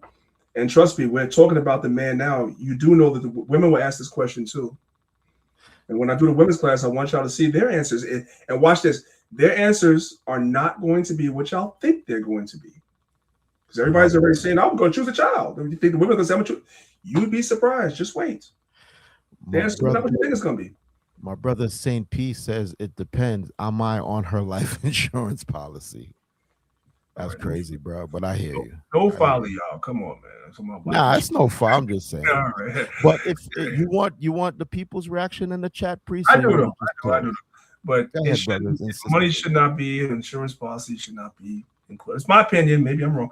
That should not factor into your decision. It should be because when you love the child, you love the wife. No insurance, none else should even factor into that decision in the moment. My brother, while the people are putting it in the chat, my brother was with a woman, my physical brother, my flesh brother, was with a woman, and the baby died, and she moved on, and he can't move on. He's still reaching out to her about the the memorial of the child. He's not in the truth. Let me start by saying, St. P, I know you're joking, brother. I know you're joking. He still can't get over the unborn child. I'm like, yo, bro, you got to move on. This is me as my brother talking to my brother. Like, you got to move on because she moved on. You see what I'm saying? I get you. Everybody born differently. Yeah, exactly. Everybody's wired and built differently. And I'm like, yo, bro, she moved on. She had a child with somebody else. She's gone. You know what I'm saying? But he's still thinking that bond. But I'm like, yo, the Most High took the child. It wasn't meant to be. So it's tough. Everybody's wired differently, Yep. But anyway. All right, let's move on. Let's play this video real quick because that's kind of what they're talking about real quick. I probably won't play the whole thing, but let's just play a little bit of the video. Your wife is in labor. Oof, but something went wrong with the pregnancy. You could only pick one to live. Who are you picking? God dang it, man. You in this life and death situation, though. Yeah, I like this one. Life and death, though? I like life and death. I don't like this one. That's tough. You got to pick your little mammy or your little homie. Leave my family out of these questions, though. Decisions. Wow. First off, these are hypotheticals, okay? I'd have to keep the wife. Okay. And that's fine. I'd have to keep the wife. And there's nothing wrong with what he said or what Zahab said. It's not it's you pray to the Most High, you're never in a situation. That's it. And I pray I'm never in a situation because it's not, as a man, it's you can clearly see that it's a struggle. I'm not mad at that answer. I'd have to. I'm not mad at that answer at all. You know what's crazy is that we're gonna keep it light, but I do know people that have been in that situation. Me too. We can create. Me too. And I went to a funeral of a woman that the husband chose a child. In my last job, he chose the child, and she was a sweet lady. When I say she was a sweetheart, man. Anyway, let's move on. I don't want to make this all sad. Hey, spouse before children, though. That's what this sister says. Listen. If that woman is not in a happy marriage, I would not be surprised, because if you want a kingdom marriage, your spouse comes before your children. It just is what it is. If people can get as mad as they want, they can get as upset as they want. We are one. And because you are one, to not do right unto him is to not do right unto yourself. And so when situations are going down with your children, we're not talking about the delivery room no more. We're talking about the child is born. You and your wife, you and your husband need to have a united front, and you always choose your wife or your husband over your children when situations go down. You don't show any cracks, any division, because the child will capitalize on that, is what she's saying. This is the book of Titus, chapter 2, verses 6 through 7. It says, young men, Likewise, exhort to be sober-minded. So that's our job as older brothers, as leaders, as fathers, whether physical fathers, or spiritual fathers, or coaches, or whatever. You exhort the young men to be sober-minded. Verse 7, in all things, showing thyself a pattern of good works. You got to be the example as a man. Who's bringing people to the stage? What's going on? Who's here? that? What's going on? Somebody brought somebody to the stage on. Is that Clubhouse? That's Clubhouse.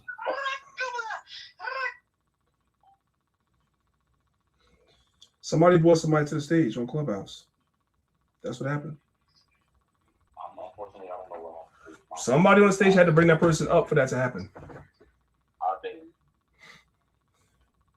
I always bring to the stage who should be here. Y'all shouldn't be bringing nobody else up. Anyway, in all things showing thyself a pattern of good works, in doctrine showing uncorruptness, gravity, and sincerity. That's the job of the men. All right. So we're gonna stop there for now, guys. I kind of want to touch on something else really quickly.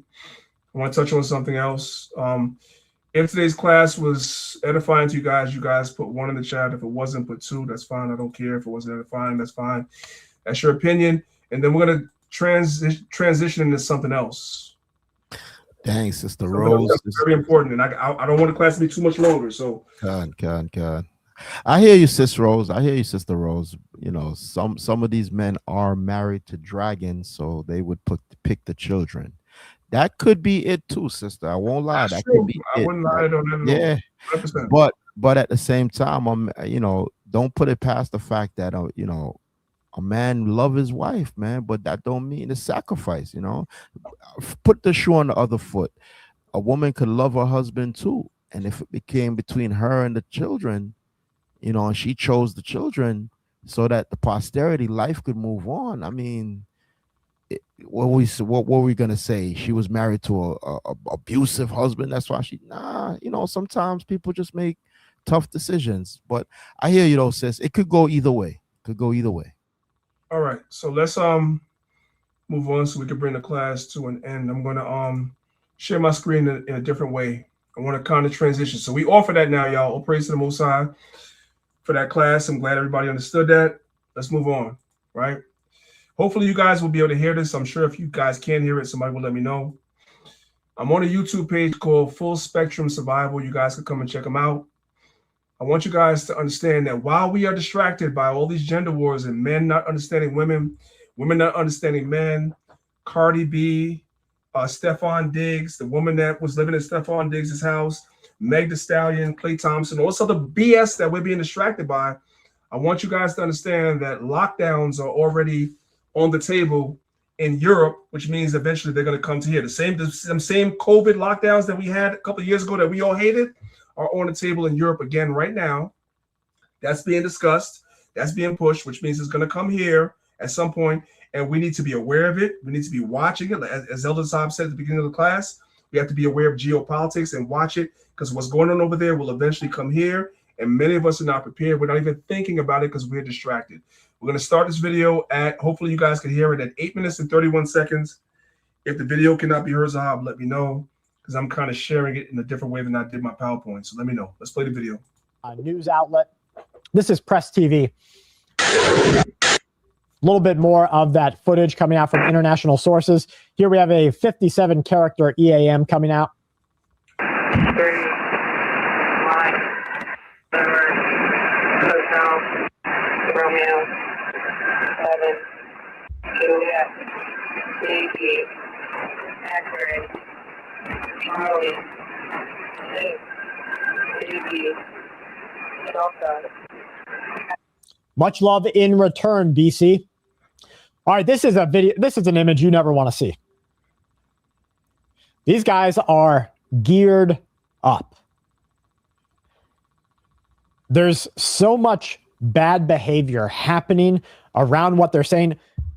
When I say they're already doing the lockdowns, I'm going to tell you exactly what they're doing. They've already contact traced in areas like Spain, and they've told everyone that is associated, you must, under law enforcement, remain inside of your house until June. The medics will come to you. The doctors will come to you. I don't know if in those countries they pay for the people's bills. I'm not sure if they'll step in this type of case where they're court ordered basically to self-quarantine and self-isolate. But I see a lot of people that are, and this happened at a recent national security meeting. One of the individuals at that national security meeting said, well, if you wanted to make a real plague that would spread across the earth, you do it with hantavirus. No, we're not going to go and we're not going to play the whole video. You guys can come. You see the title of the video. You guys can come and watch the video yourself. They're already experimenting and having conversations about lockdowns and quarantines in Spain all over again since COVID, and hantavirus is being used as a scapegoat. Am I saying that that's going to come here? It's going to be like COVID. I'm not saying that, but I'm saying we need to be aware that these things are going on, because at some point these things are going to happen. The Bible says there will be famines, shortages of food. There will be pestilences, which are diseases. The Bible says that's what's going to happen. And famines don't necessarily mean that the ground is parched and nothing is growing. The famine can come through the gas prices. Do you guys see what gas is costing? I know what gas is costing me, right? So you go to the store, there's less and less food in the store, or food is more and more expensive because guess what? Now they upcharge the stores to sell the food because the gas is so expensive. So we're living in this right now. These things are happening. We need to be aware of this and not getting distracted with bullshit, is what I'm saying. I'm going to stop sharing my screen. So now I'm going to come back and I'm going to share my screen again to the next thing, right? Because the Bible says where there's no vision, the people fail. So the leadership of Lions of Israel always tries to be, I'm going to share my entire screen. The leadership of Lions of Israel always tries to be, and we share this with all of our fellow camps, everybody that we love. We share this with all you guys. We try to be proactive. So here is our camp website. It's called thelionsofisrael.com. Everybody sees that? Thelionsofisrael.com, right? So what we're telling everybody to do, whether you're in the camp or not, come to our website. Go to the tab that says books, right? And you scroll all the way down. We have a lot of books here that we use for teaching, but the very last one is something called disaster preparations, meaning to be prepared for what's getting ready to happen, what we already know is going to happen. So you would click on this PDF, right? Which I already did, so I'm not going to do it now. I'm going to come to the next tab. When you click on this PDF on the website, it opens up this PDF, which you can download. That's what that arrow is. You can download this. You can have this in your possession. This is a sustaining yourself in a chaotic future. Shout out to Sister Malika of Lions of Israel. She's the one that created this.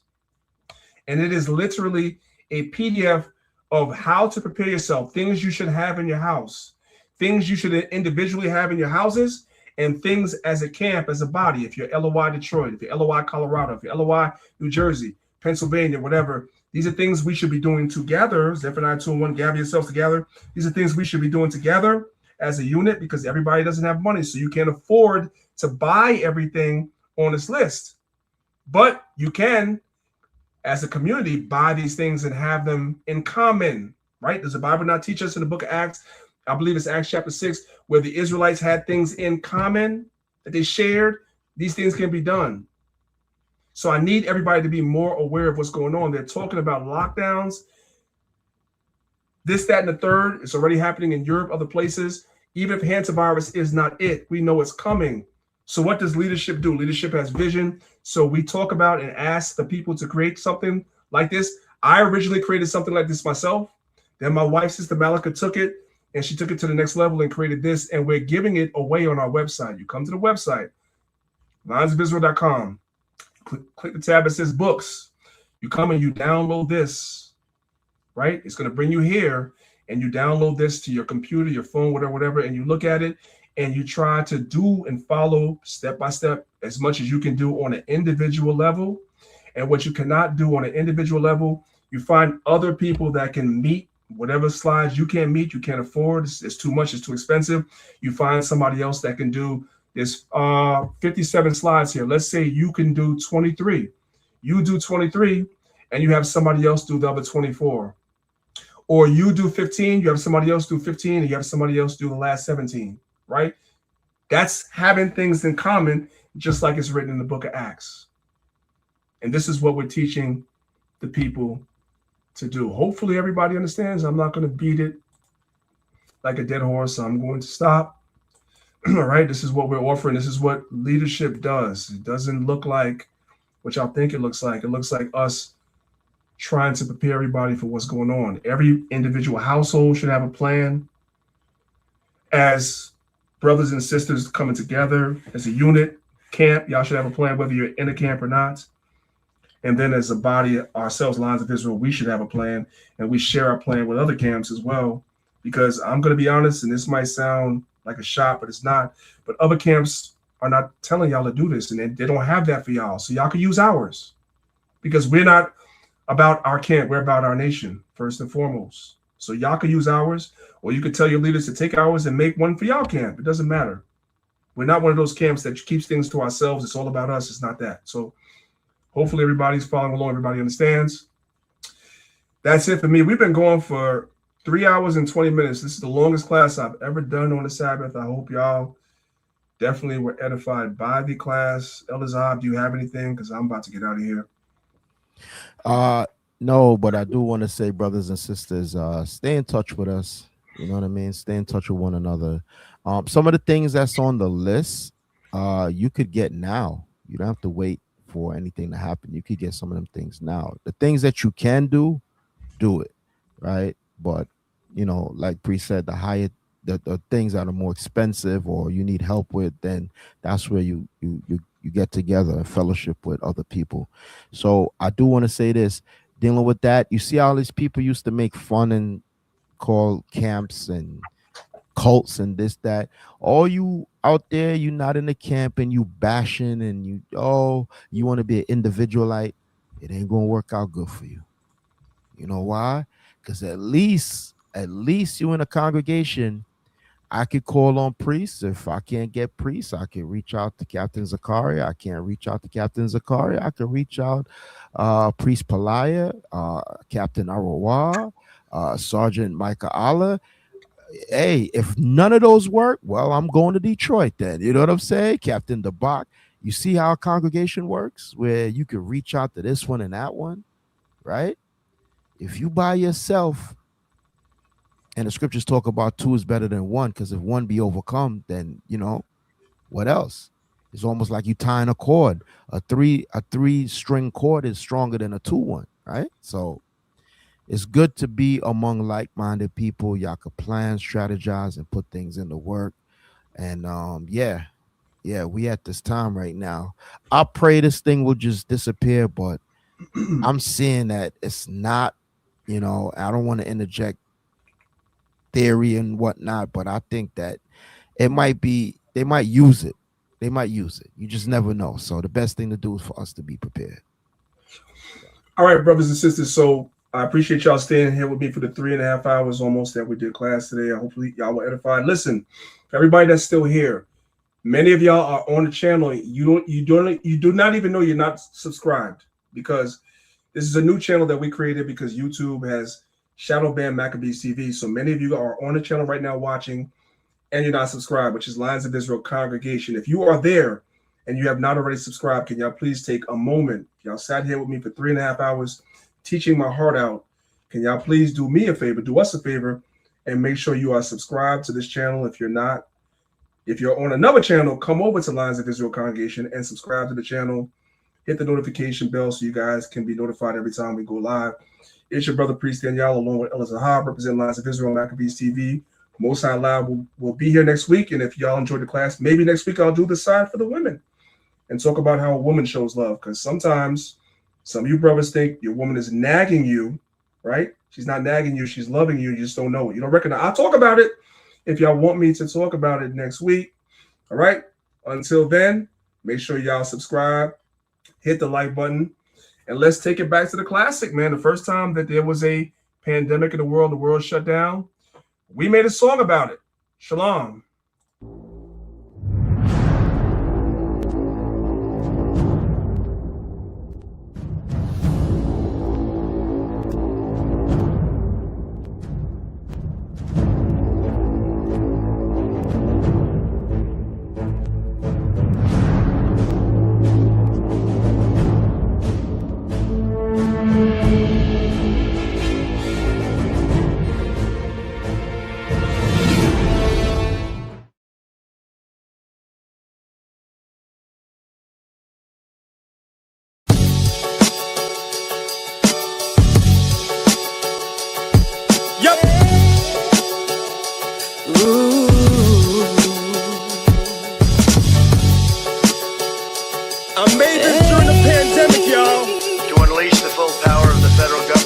effort today, I am officially declaring a national emergency. Let's go!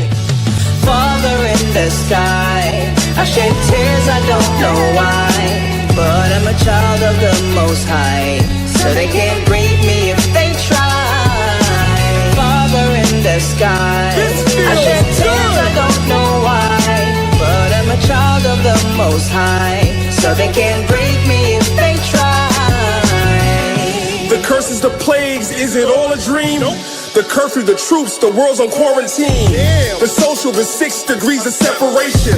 The troubles of Jacob, the need for preparation. My vision is focused, I won't speed a rush. And if there's hate in your blood, then you need a flush. Yes, the priest is back, the Most High be praised. I'm making them sick, this song is 5G waves. As real as they come, won't find no fugazi. A man amongst men, so Gail and Oprah hate me. And Jesus had Warren. Paul wrote letters to Corinth. And Esau is red, and Donald Trump is orange. The faces, the gestures, that cat is so comedic. Corona, the virus, the plagues is sent on Egypt. We were slaves, led away to other gods. I ain't preaching shy, I'm killing them with current laws. Father in the sky, I shed tears, I don't know why, but I'm a child of the Most High, so they can't break me if they try. Father in the sky, I shed tears, I don't know why, but I'm a child of the Most High, so they can't break me if they try. The riches, the fame, is it all for Skrilla? The mask and the gloves so COVID doesn't kill you. The panic, the fear, the news is so fallacious. The Isley, the brothers, they say it's so contagious. The doctors, the nurses, the need for ventilators. The 1,200 cash they gave to stimulators. The signs and the warnings, don't forget the scriptures. Prevention and cure funded by special interests. Still in the streets, surely. Some say that he's worldly. Flow is sick like why Tekashi got released early. The judges, the lawyers, they say there's no defense. Season 8 Game of Thrones, cause it don't make no sense. And that's the rundown, TV is saturated. The fear is the push to get us vaccinated. We were slaves, led away to other gods. I ain't preaching shy, I'm killing them with current laws. Father in the sky, I shed tears, I don't know why, but I'm a child of the Most High, so they can't break me if they try. Father in the sky, like I shed tears, I don't know why, but I'm a child of the Most High, so they can't break me if they try.